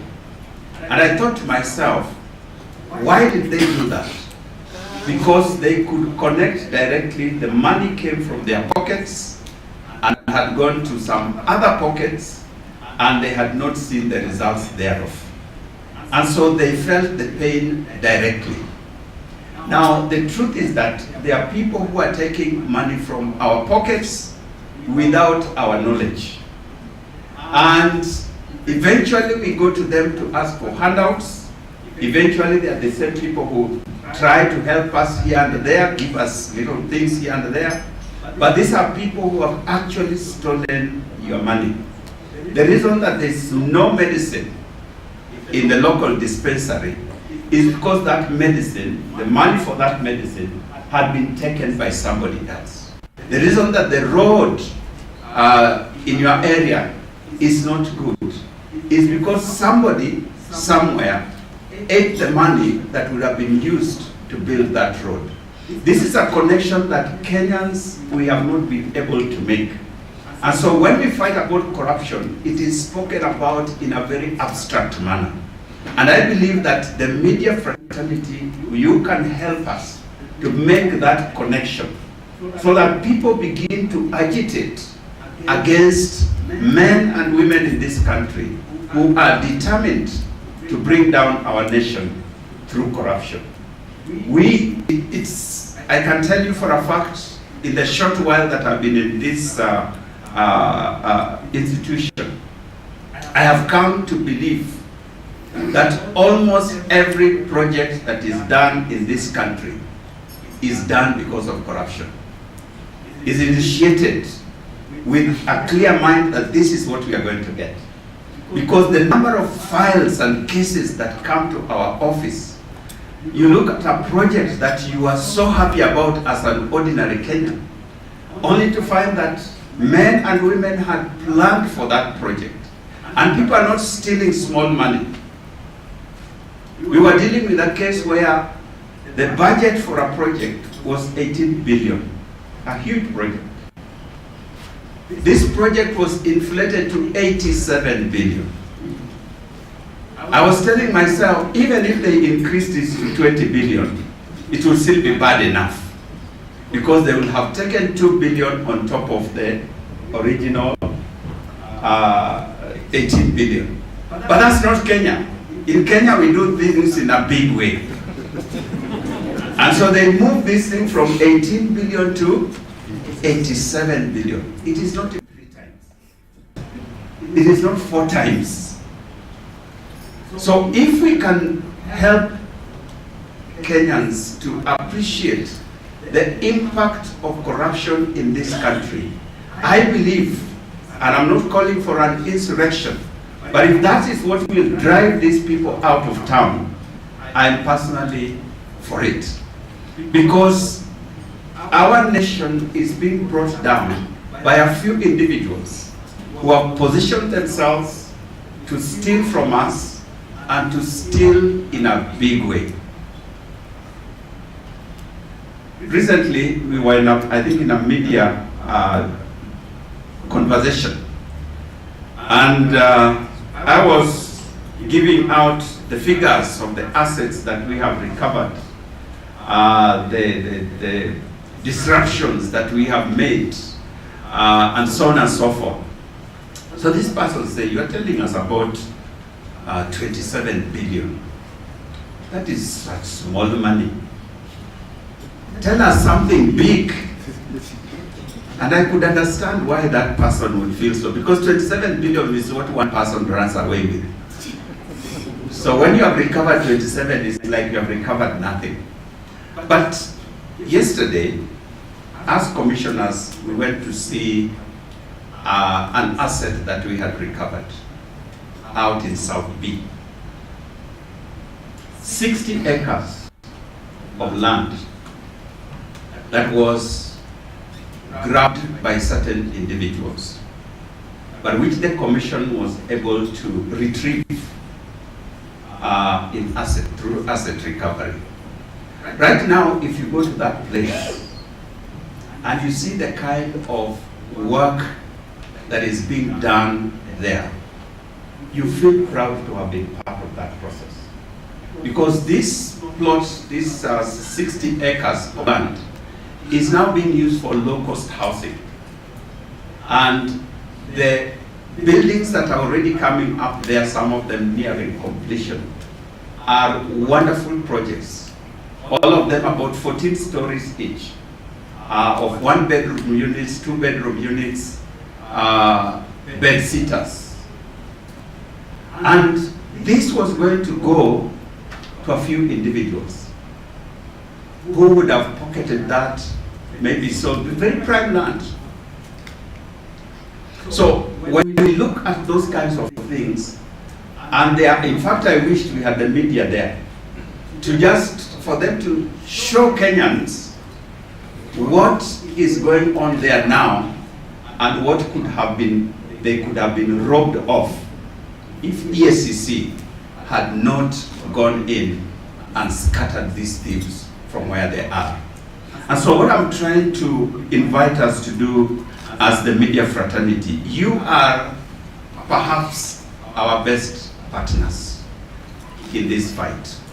Let's find ways and means through which we can work together so that we can, first of all, educate Kenyans on the seriousness of this vice in our country. What measures can be put in place so that we can stop this corruption business? You remember in 2003, Kenyans were ready even to arrest those police officers who are taking the small bribes, which is the last thing I will talk about as I sit down. It means that if we are well educated as a nation on the things that are going on around us, we can get back to that place of 2003, where Kenyans take responsibility for their own resources, for their own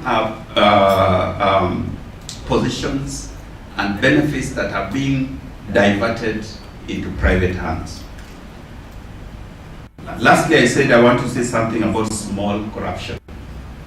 I am one of those people who wrote an article many years ago talking about EACC and others just chasing small fish and not going for the big ones. From an insider, now I can tell you, the small corruption is perhaps the worst in two ways. Number one, it is the most visible. When a Kenyan citizen goes into a public office and has to pay 100 shillings in order to get a service, for us who are sitting in a hotel like this one, 100 shillings is very small money. The first email I received in my office was a man who wrote to me and said, we should act on a chief who has extorted from him 200 shillings. 2 weeks later, he sent another email saying, what have you done about the email that I sent you on this chief who has taken my 200 shillings? Because for that person, that 200 shillings is very significant. If you know the levels of poverty that we are dealing with, that is a lot of money. The number of people that live on less than 100 shillings per day in this country are many. So when they are forced to give 50 shillings, 100 shillings, those people are even pushed further down into poverty. So those little things are very significant. We need to deal with them. But the second thing that I've since discovered being in the office is that the big guys have learned how to use the small guys to get the big money.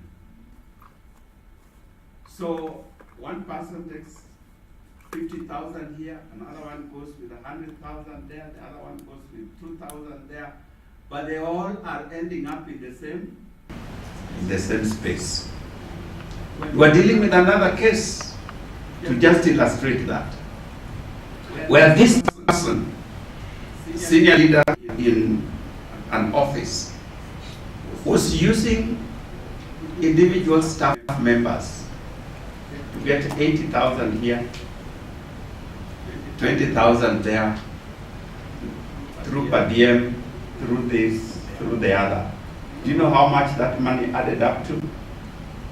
500 million. 500 million. Collected through little money. These individuals were not benefiting from that money. They were paid something small and they went away. But the big guy has gone away with 500 million. So let's not look down on those small fish. They are being eaten by the big fish. And we need to deal with corruption in totality. So thank you very much for being with us. I didn't want to repeat the things that have been said, especially by our CEO, which were already on my speech, but I well dealt with. Thank you very much. God bless.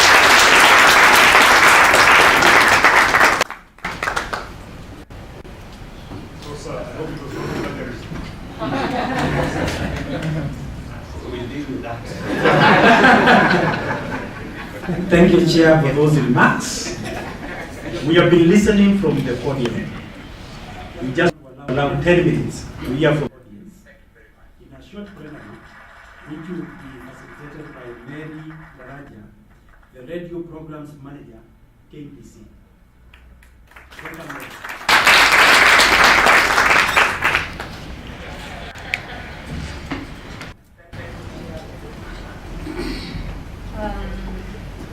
Thank you very much. The Chair of EACC, the CEO, President of KEG, ladies and gentlemen, good afternoon. Good afternoon. My role is very simple. I've also been listening to the discussion about corruption. It is a problem that we are facing, all of us. And we have Kenyans who think we are moving in the right direction. We have Kenyans who think we lost the war on corruption, and we have Kenyans who think that there is nothing that can be done about corruption. And why do they think so? They think so because how it looks out there is that corruption is a political weapon. And therefore we have work to do, both of us, EACC, and the media, to ensure that the public really understands what's going on and how the fight against corruption is taking shape. So since my work is easier, I am not going to speak much, but I would like to get some few questions from the members. And we will move very fast. We will take round 1 of the questions, they respond, and if we have time, we'll take round 2 of the questions. Who has the microphone? Can I have the first person? Yes? Afternoon, my name is Michelle Elego. A very quick one. I'm happy to hear about the asset recovery and all that. It is something that I have been getting to see in the past. But there's something that worries me. A lot of these cases are not recorded in court. They're not part of a judicial process. Therefore, our court reporters, our crime reporters, do not know who is this person who has been made to surrender 60 acres or 600 acres. They're done behind closed doors in private. They're like private treaties. So maybe they're also sanitizing that fellow because maybe he has owned that 60 acres for 10, 15 years, has recouped his investment, and is quite happy to surrender it, but we will never know who he was. Can it be done in a situation in a way that we will also know who are these corrupt people who have been made to surrender this and that and that? Thank you. Thank you, Senior Leader. Thank you, Mary Daraja. Isaac Swila is my name for Oral Media. I want to pose a question probably to the Chair EACC, Dr. Ginde. From where you sit, maybe 4 months into office, could you probably share with members of the Guild why it has been so hard to nail the big fish?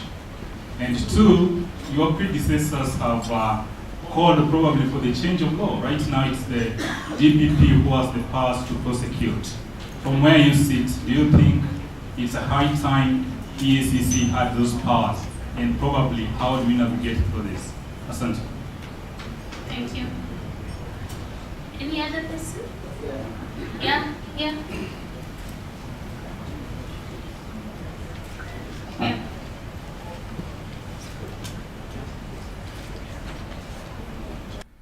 The floor. Okay. Jackson? Thank you. My name is Wanyamwati. Three questions, then we... Yeah. Let me take Yes, my name is Wanyamwati Busiri. Listening to the CEO, Barak, and Bishop Oginde, you realize that there are frustrated people at the ICC. That's what I formed as a journalist. I mean EACC, sorry. because they are all reading from the book of Lamentation.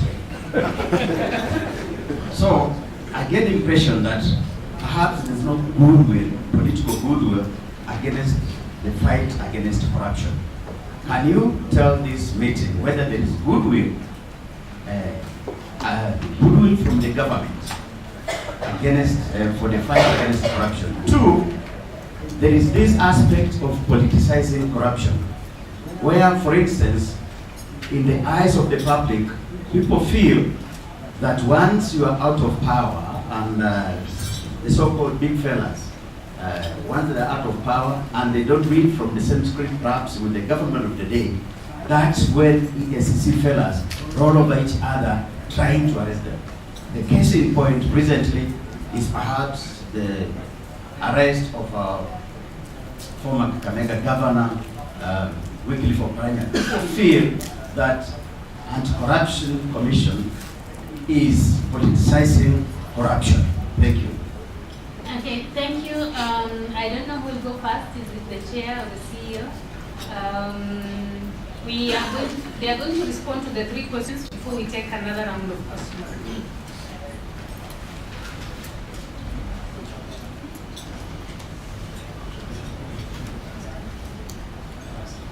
Okay, the chair is going first. Please come to the podium.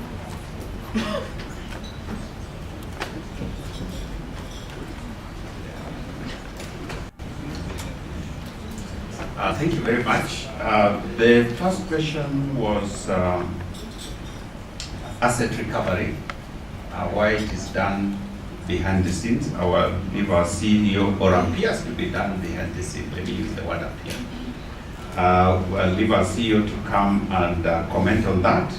he will also comment on the how to prosecute. But let me talk about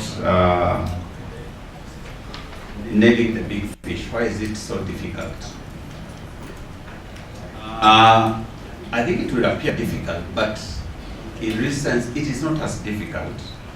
But there are two things that make the big fish difficult. Those of you who have been gone fishing, you may know that even in the sea, getting the big fish is no mean task. Here is one of the things that make nailing the big fish difficult. One is a legal framework. The way the law is structured on corruption cases, especially go for criminal, you have to prove your case beyond reasonable doubt. That is not easy in corruption cases. Then the person is innocent until proven guilty and until they have exhausted the whole judicial system. So it doesn't matter even if they are nailed, if we use that word, by the lower courts, they will continue until the last Supreme Court. That process alone takes a very, very long time. The people who are engaged in big corruption cases are men and women like the ones who are seated here and beyond. They are very intelligent people. That's one of the things I discovered when I became chair. In fact, I told my colleagues and friends that I have reason to believe that these people put together consultants. Somebody talk about consultants? Professionals. They say now there are a few billions here. Could we work out a scheme on how we can get it? And they sit down and come out with a very clear program that is almost watertight. So for you to unravel that, our investigators, our intelligence have to be equally intelligent to be able to undo that. And I can tell you we have a great team at KEG-EACC. I have sat in the presentations that they make, and I get just so impressed because these things are very well designed.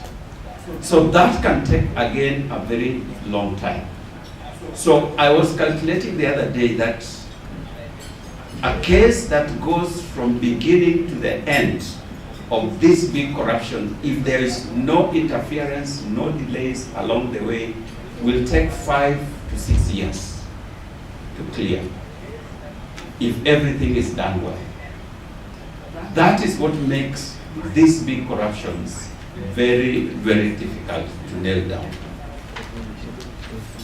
Talking about lamentation, let me tell you, we are coming with a different strategy to find these fish where they are more vulnerable.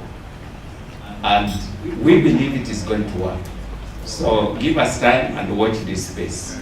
We'll be inviting you. We can't tell you because then the fish will know and run away. Is there goodwill politically? I would say yes. One of the things that I feared most when I was getting into this job was political goodwill. But I can say from the way the president himself has pronounced himself on this matter, it has given us a lot of impetus. The political leadership seems committed to fight this matter, and you are the ones who report to us what they have said and what they are doing. So I would say there's political goodwill at this point, which we are riding on and which we would want to make good use of in order to fight this vice. I think that is what politicizing corruption. I want to invite our CEO, the power to prosecute and asset recovery. Please talk to those three.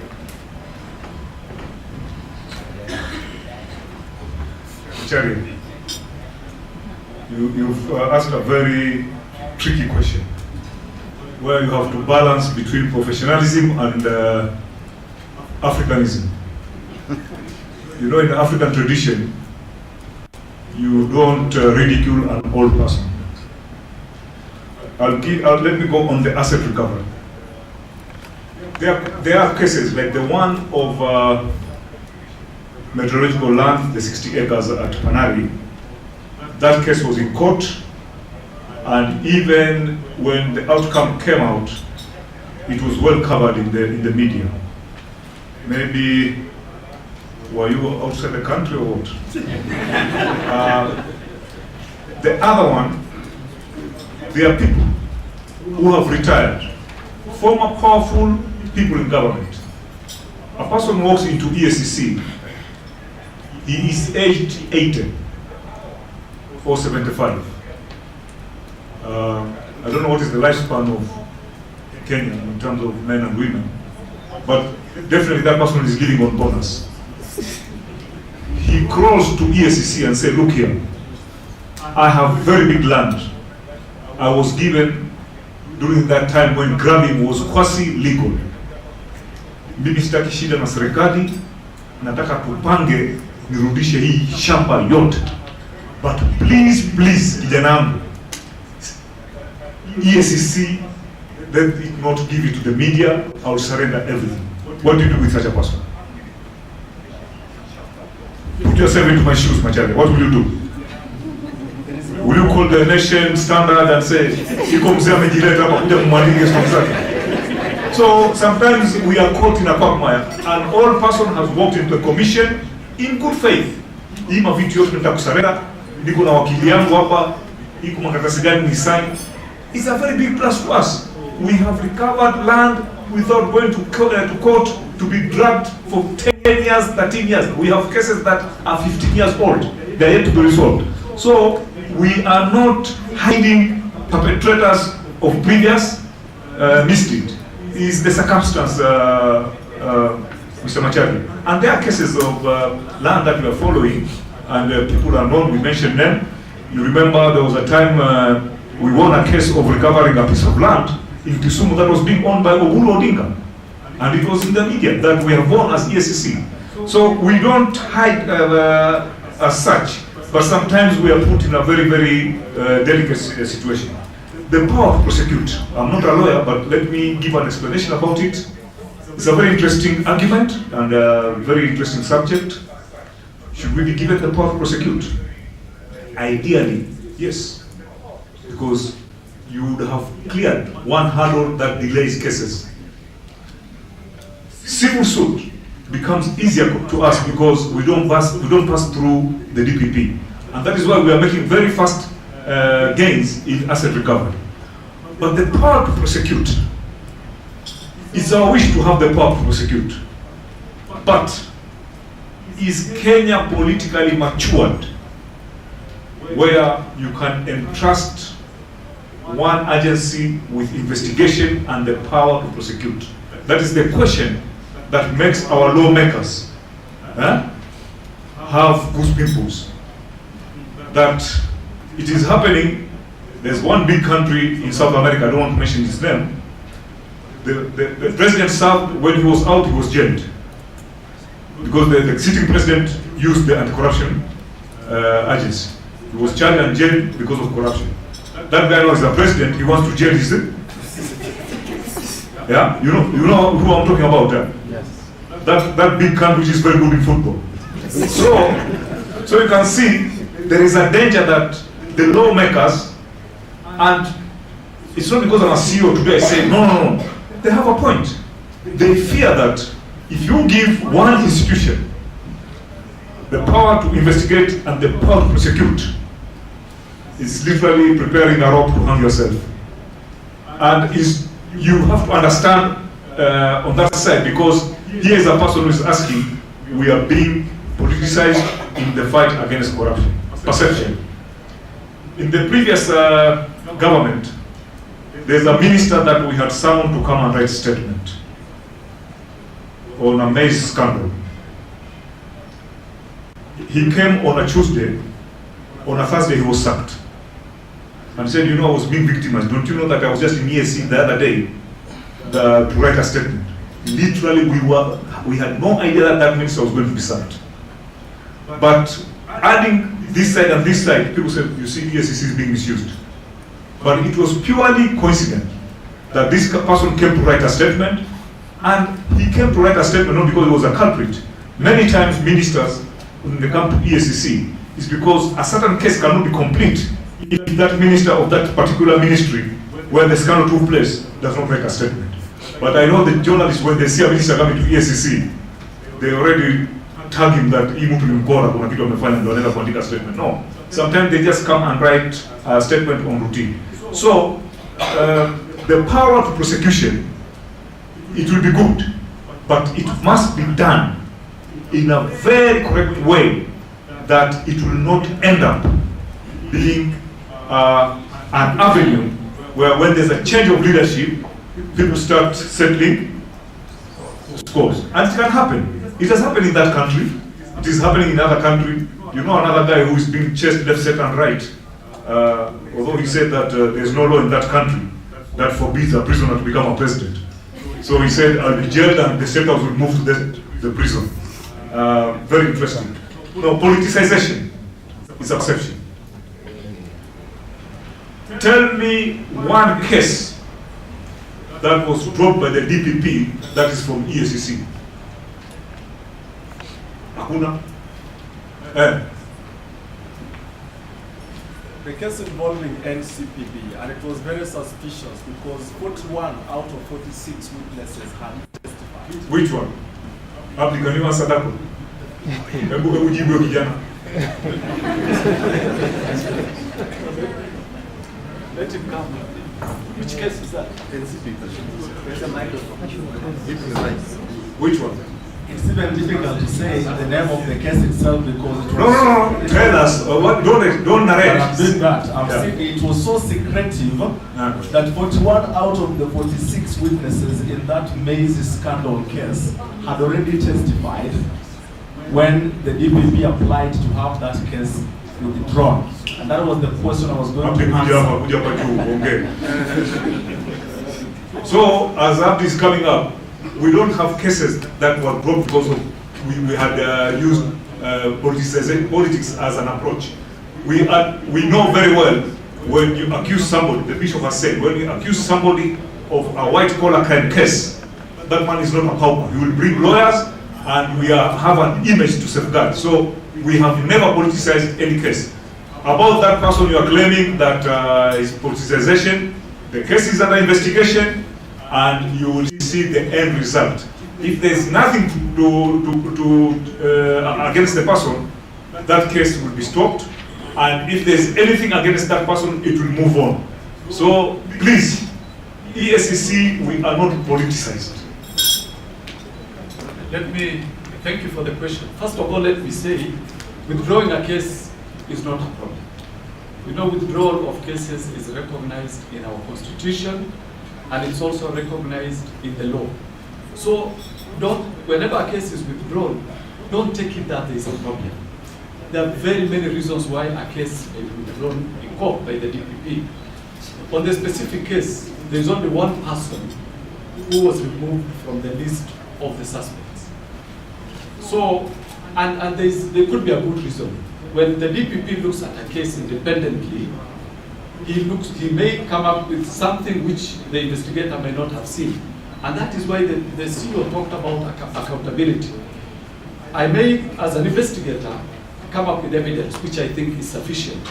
The DPP has a constitutional responsibility to look at that individual case, looking at the facts of the case, compare the law, what the law states, and even consider the public interest. There are times, for example, when you may have a watertight case, you may have the law may be, on your side, but the DPP may consider public interest. So, there's this view that whenever a case is withdrawn, there is a problem. Let's not take that view. As for the case you are referring to, there is only one suspect out of the many suspects that were dropped out of the charge, out of the case, and the case will proceed on to its conclusion. But let's not buy the idea that whenever a case is withdrawn, then there is a problem.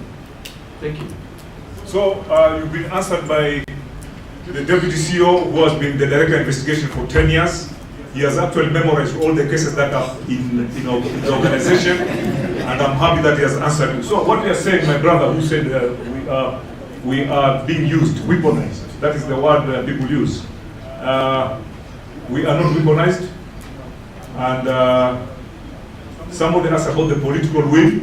Yes, we have the support of the political system, we have the support of the president, we have the support of the parliament, and that is why you find this financial year, even our budget has been substantially increased. We don't face any frustrations, we don't get calls, and we are not told to drop or charge that person. And that's why we talked about that issue of power to prosecute. So the issue of power to prosecute, some of these things, you may think it's good. I'll give you a good example. Something out of this. There's an organization in this country called SRC. Who doesn't know about SRC? SRC regulates salaries and whatever. So it went on in good faith to put salaries at lower scales. Minister is earning 1 million, and it sounds very good that this is okay. This is the salary of a minister, and chief executive officers, board members, MPs, everything was brought down. But we are human beings. Human beings, they are very good at shortcuts. What is happening today? Machari, all CEOs, all senior government officers have become Vasco da Gamas, Christopher Columbus, Marco Polo. They are moving from one town, one city to another, traveling so that they can get per diem. So you have said a minister will earn 1 million. Now in a month he has gone to America, he has gone to Japan, business class, per diem. What are we doing? 2 steps forward, 3 steps backward. Junior officers go to Naivasha, go to Mombasa. Some hotels look like boarding schools. Everybody from ministry, this one they are doing evaluation, this one they are doing workshop, this one, people are after per diems because they believe the money they are not given is not enough. So sometimes you can do something in good faith, it creates another problem. I'm not blaming SRC, I'm just telling you, when you squeeze this side, it's like if you put a wall for your children not to go to discos. You know, children are not all like you, that you and me, that we cannot scale a wall. They'll just jump and go. In the morning you'll find them in the room snoring, but they've gone to the disco and you don't know. So the best way is, please, you can go to the disco, but be responsible, don't drink too much. You are a beautiful young girl, my daughter, please. These men are very crafty. Take care of yourself, and that person will be matured and handle everything in a matured way. So we are not politicized, and the bishop has said, corruption cases take too long, they are very technical, and many times they are very cumbersome, because we have charged 9 governors. I don't know whether you're aware of that. We have charged 9 governors. Those cases, I have 1 year to go. I am sure I'll be retired in Kilifi, and that is the time maybe I'll be working with Abakora when they'll be determined. They are moving very slowly. And that is why the Commission has opted to focus more on asset recovery and unexplained wealth, as opposed to all kind of investigation. We focus on only the grand cases. So maybe you can take over, and if you're not happy with my reply during lunch there, you can ask me. But please, I don't want to be choked. Okay, thank you very much, the Chair and CEO. The issue of public perception, that's why the journalists are bringing it out, because what we know out there, let me now be a Kenyan, what we know out there is EACC is used to clean and to dirtify, depending on the political arrangement within the country. This is said so because when the new administration came in, we saw several politicians and business people's cases being withdrawn from the court And other people who are, do I say, who are white as cotton, were now being hunted. So that is why there is that perception. But you know, now investigation takes different perspectives. That's what maybe the public needs to understand, how investigation goes and what happens when a case is withdrawn in the courts. So it is important for us to work as one for this information to go out there. I'm allowing only 2 burning questions because of time.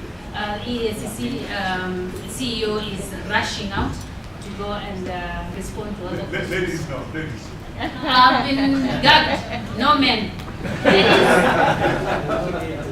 Yes. Let the microphone go there, and then if there is no other lady accompanying. She will not ask my question. Give out the microphone first. I will consider you somehow.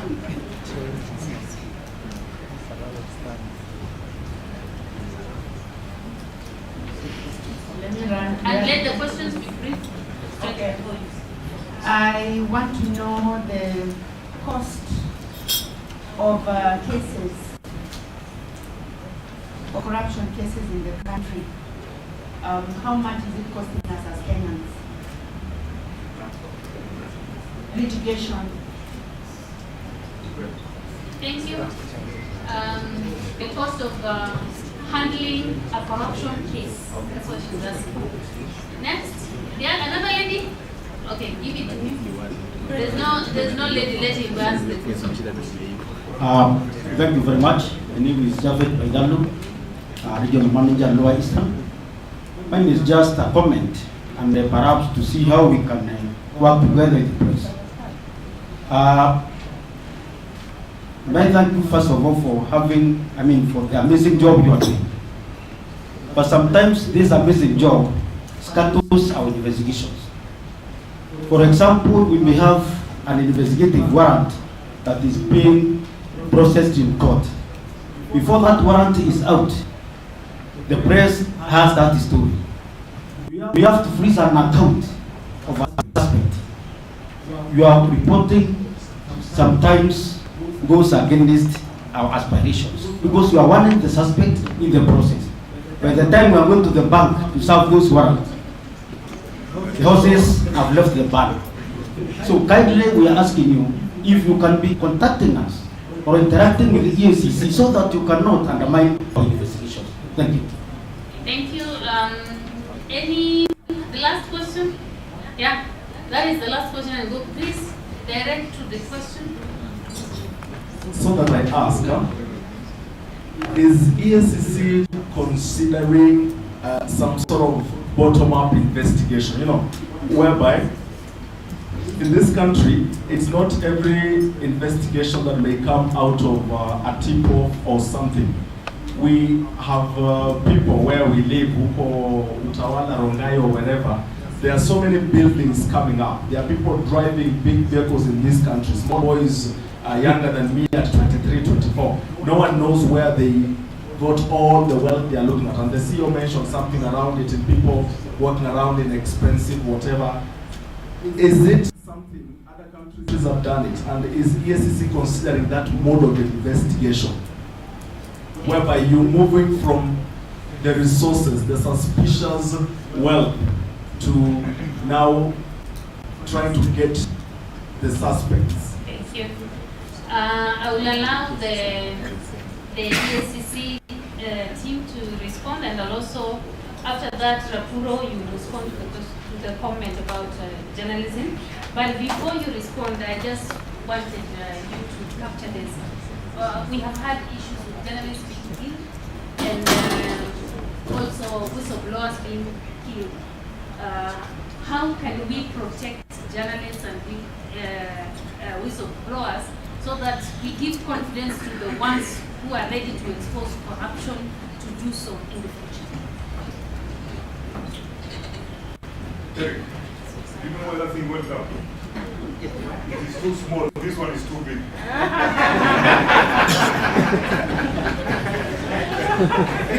Eric is, by the way, with this kind of gathering, this man in 3-piece is the head of corporate communication and is the official spokesman of the commission.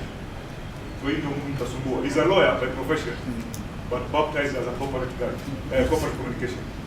So you'll be in touch. I think your question is quasi-amorphous, and I'll give you a quasi-amorphous answer. When you say other countries have been done, you should give me a good example. You see, if Kenyans are if the police is to police the entire population, then you need, Kenya's population is how many million? 50. Then we need 50 million policemen.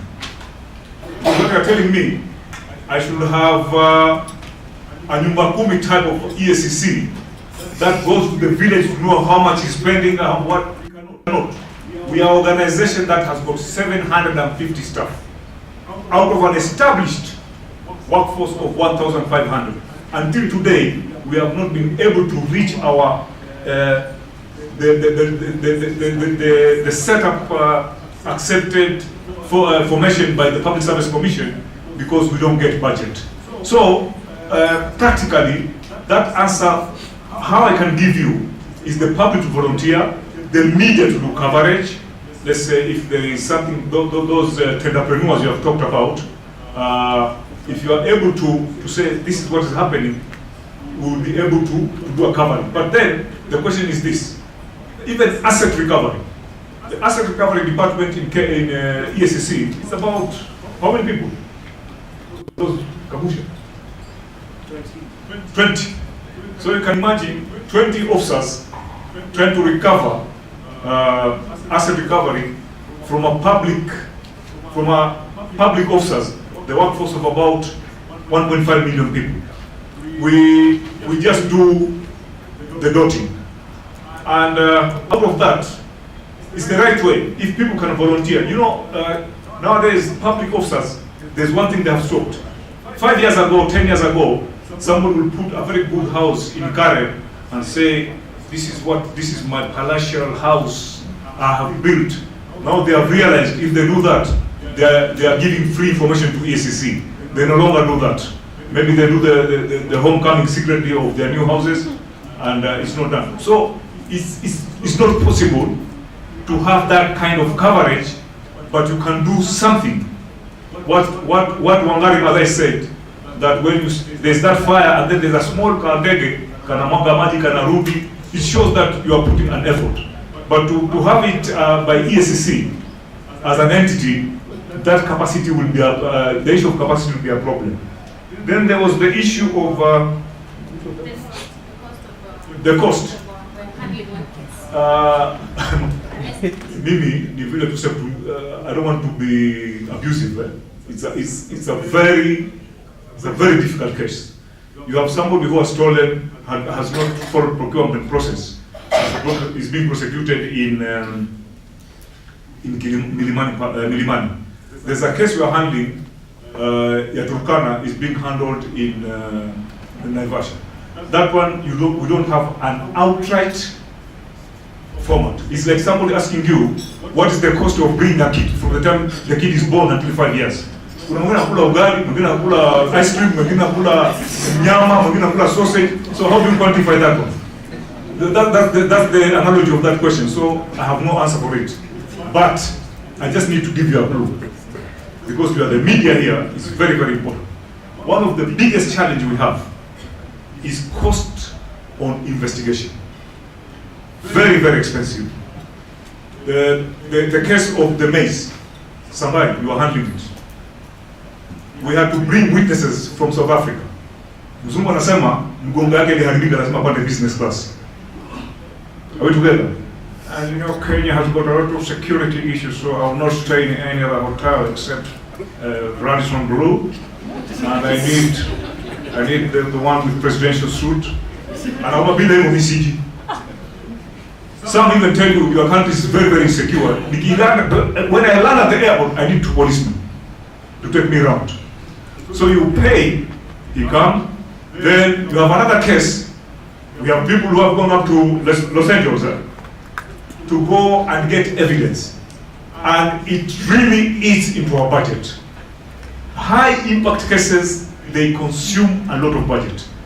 In our budget, 62% of the budget allocated goes to salaries and utilities, fuel and all these, insurance, medical. 28% goes to operations. Out of that 28%, almost 2/3 go to investigation. Also, a lawyer leaves EACC, he goes to Kisumu for a case. Per diem, the second day amerudi, what happened? Magistrate hakutokeza, asemekana ni mgonjwa. Nyingine witness hawakuja, nyingine. So, mentioning, hearing, another date, it eats into our money, and we have one thing that we really look for is increase of our budget. So the costing is a relative question, but generally, most of these grand cases that involve high whatever, they are very expensive. Like I'll give you an example. When we are doing the Ronald Gada investigation in Vipingo, we have to send our valuers, we have to send quantity surveyors, we have to send land economists, we have to send accountants. Sometimes we seek help from public service, public works, because they have the expertise. You have to pay for their per diem. It becomes very expensive. So the one person who asked that question, we don't have an outright answer to say there's a uniformity of how much you will pay per investigation. Thank you. Thank you, Bwana CEO. There was a comment about media. We have been accused of bungling investigations and cases that are being bailed by EACC. Dr. maybe you can tell us whether we are bungling or we are just trying to support EACC.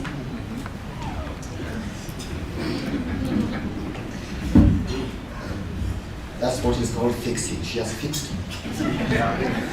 But very quickly, I think the answer is that first you can take it from where Bishop took the discussion and say probably within these structures, whether it is the court registry or whatever, these people have networks, yeah, and they use these networks to leak out the information. Now, what I can tell you is the media landscape is now very wide, and I do not fool myself that we are the only ones who can take out that information. As you know, what Zubeda said, they're citizen journalists. So these people can out this information, and before you know it, it's on social media circulating. However, from our side, we have what is called gatekeeping. Yeah? Information has to go through our processes before we publish, and it cannot be intentional that we want to disable your investigation or undermine, because, as we said, we are partners in this fight. So that is the straight answer that we can give. You will remain there. There's one more question for you.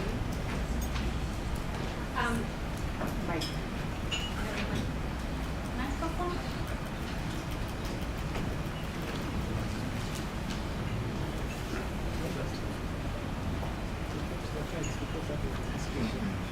So my question to you is about sensationalization of stories by the media.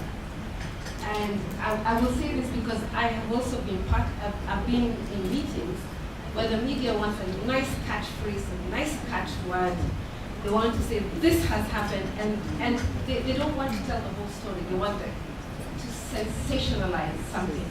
I'll give you an example. We had a meeting with the former Chief Justice and other government agencies. Then suddenly the media, this was real, proper media, they come and say, the fight against corruption has been failed by the judiciary. They say, they say some things, and you're like, you're not reporting the truth of what actually was. And then you see, because it's going to be a good byline, they won't listen to you. And they don't give you a chance to say, why don't you capture properly the discussions instead of making it sensational and saying it's the judiciary, it is the police, it is this. And I, every time I look at it, I think, because it's going to have a good life, there's a lot of sensationalization. Yeah. So,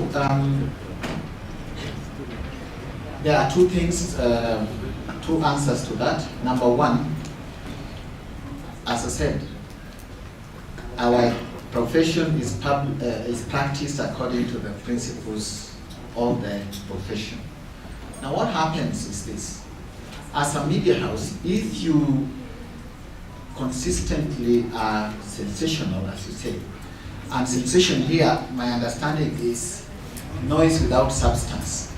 Yeah? If you constantly have screaming headlines, and when your customer buys the paper and goes inside and they find nothing, what does that do? Drains your credibility. You will not have returning customers for your product. So there is something that comes back to us. Yeah? Number two, that is the area of legal landmines. Yeah? If you sensationalize, you are taking yourself very close to defamation, libel charges. So there is always that understanding that the media is slanting towards sensation, but there is a downside to it. Sometimes, and I'm just saying this because the 2 points I've made are the real ones, substantive ones. Sometimes the journalists are trying to find information. Yeah? For example, about the meeting, no one is able to really get the journalist's substance about what transpired, what was the agenda of the meeting.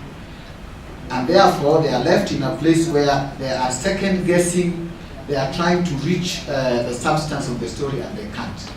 But the answer to your question, Madam, is yes, sensationalism is bad. It's bad for the fight against corruption, it's bad for journalism.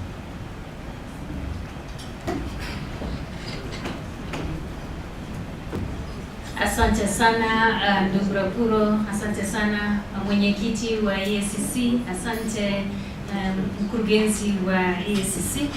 Na tumefikia kikomo, hatuwezi kuendelea na maswali. Najua kwamba ufisadi ni jambo ambalo kila mmoja angependa kuuliza swali, upande wa wanahabari na pia upande wa EACC, lakini tutafikia hapo. Nitamwalika mwenzangu kutoka EACC akachukue usukani, lakini kabla ya niondoke, tutakuwa na mkutano wetu wa kila mwaka kama KEG kule Mombasani mwezi wa 12. Tutaogelea huko na tunaalika EACC ikaweze kuungana nasi katika kongamano hilo mwezi Disemba mwaka huu. Asante sana.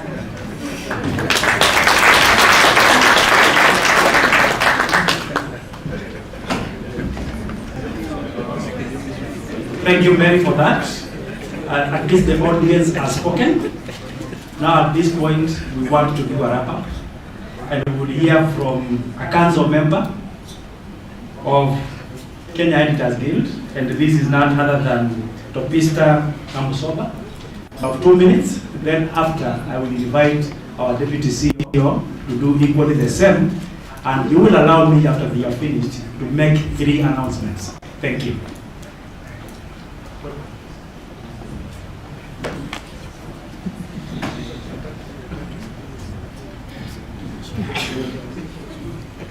Thank you very much.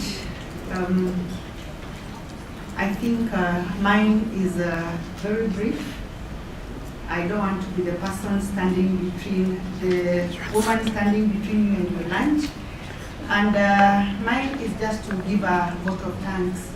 So again, the chair, EACC, the CEO and the commissioners,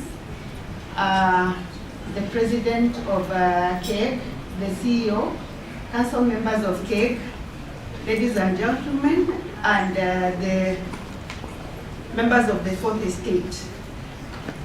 We want to thank you very much for having come to this press club discussions. I know the issue of corruption is very close to our hearts. None of us I want to believe, has not come across an event or a situation where there's an issue of corruption involved. So all of us have a responsibility to fight this dragon from our very homes, from the places of work, and as people who receive services. When I step out of there, or when I'm driving a car, is my car in good condition so that when a policeman flags me down, that I'll not find myself in that situation. But also being human, that if I'm found in that situation, what am I going to do? Because both of us are to blame, the giver and the taker. So as the song went, tuangamize ufisadi, lazima tusimame bega kwa bega, tushikane mikono. And I just want to also recognize the court reporters, the Court Reporters Association, Crime Reporters Association, who joined us in this event and have also covered this event. We want to also thank the Secretariat for the planning and all the members of the Guild for participating in this event. So thank you very much, but I also want to respond to the CEO that our president and the CEO will actually organize for members of the fourth estate to visit EACC to ask the questions that you said we should come and ask. So thank you very much, ladies and gentlemen.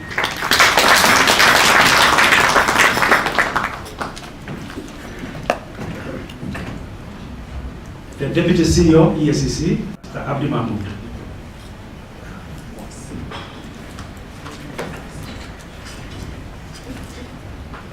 Yeah, thank you, Jackson, and mine will also be very brief. It is basically just to thank those people who participated in making this particular meeting a success. And the first group of people we want to thank is the President of the Kenya Editors Guild and the council members for accepting our invitation to partner with us in hosting this successful meeting. And we want to say that EACC has taken seriously the feedback given and will incorporate these particular comments in our strategy moving forward. EACC will remain available for more engagements with you in the collective efforts to enhance good governance. Second is the editors, court reporters, and investigative journalists for creating time from your busy schedules to attend to this event. EACC urges you to incorporate the lessons learned from this engagement and advance the conversation through your platforms to address the public apathy and the misinformation that are common in the fight against corruption. The third persons to be appreciated and thanked are the EACC chairperson, the commissioners, and the CEO of EACC for attending and engaging the country through the media forum on how EACC is executing its mandate bestowed upon it by the Constitution of Kenya and the people of Kenya. Fourth is the UNODC for sponsoring the event. EACC recognizes you as a reliable partner and will continue to work with you. Five is the organizing committee from both EACC and the Kenya Editors Guild. And please allow me in 1 minute for the committee members just to stand up so that we can recognize them and thank them for their support. Please, let's give them a hand. Thank you. The other stakeholders and partners that we just need to mention in this particular vote of thanks is a group of persons both in the state and non-state actors for their respective roles. First is the executive for setting the right tone at the top and increasing our budgetary allocation for this financial year, and also for providing a favorable environment to execute our mandate. Second is the judiciary. Here we want to specifically thank the Chief Justice of the Republic of Kenya and those judges who work in the Anti-Corruption and Economic Crimes Division, who have helped develop the growth of progressive jurisprudence favorable for the fight against corruption. The other group, the other team that we want to thank is the legislature through the National Assembly, the Justice and Legal Affairs Committee, for the continuously supporting the efforts of EACC and all other stakeholders under the Kenya Leadership Integrity Forum. Finally, is the media houses that have dedicated time to cover the event. Please receive our thanks and gratitude for the airtime that you have offered to us throughout this particular meeting. And we will always be available as EACC to provide expert and panel discussions. Finally, I know there are many questions that may not have been answered, and some of the participants would have wished to ask questions. We want to invite you to ask those questions through our representative, who is the head of corporate communications. He was introduced by the CEO. We will be able to address any issue that you may have, however sensitive it is.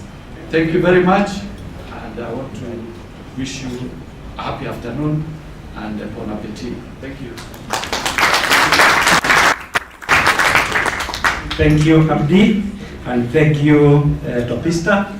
The person who gives the vote of thanks, sometimes they are forgotten because they speak last. So let me take the opportunity to thank the two who have given the vote of thanks. Thank you. With that, allow me, just in line with the established practice of the EACC, to invite the President of the Kenya Editors Guild and the CEO and the Chairman of the EACC and the CEO of EACC just to exchange a souvenir. A souvenir. We don't want to call it a gift. Just a souvenir. Yes. Irene, bring it forward.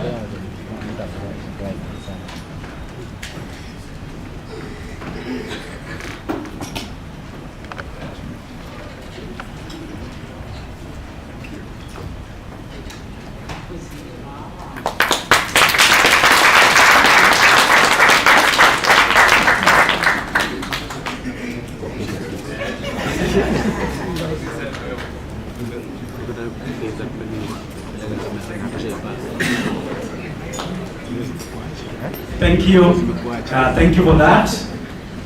One other announcement: if you have misplaced your phone, I have it. So you see me after the function. You will be required to tell me the IME number. I have it, so don't panic. Number two, the President of the Editors Guild has requested for a group photo after we finish. It is important for them. So chairman, CEO, commissioners, and colleagues join, and all the invited editors here, you'll join that in that group photo, but the protocol people will show us how to go about it.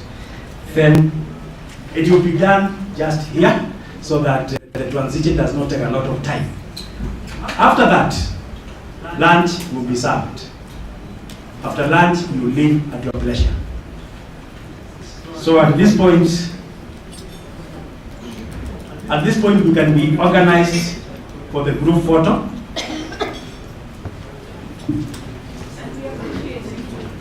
Thank you. The people taking the group photo, I think the cameras are still on.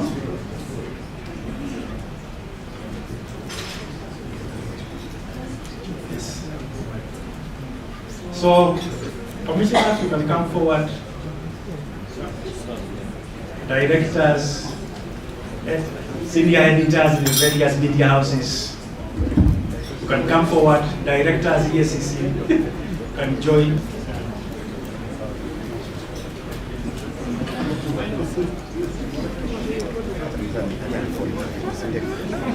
We need some assistance from the hotel people who want to move this podium from here.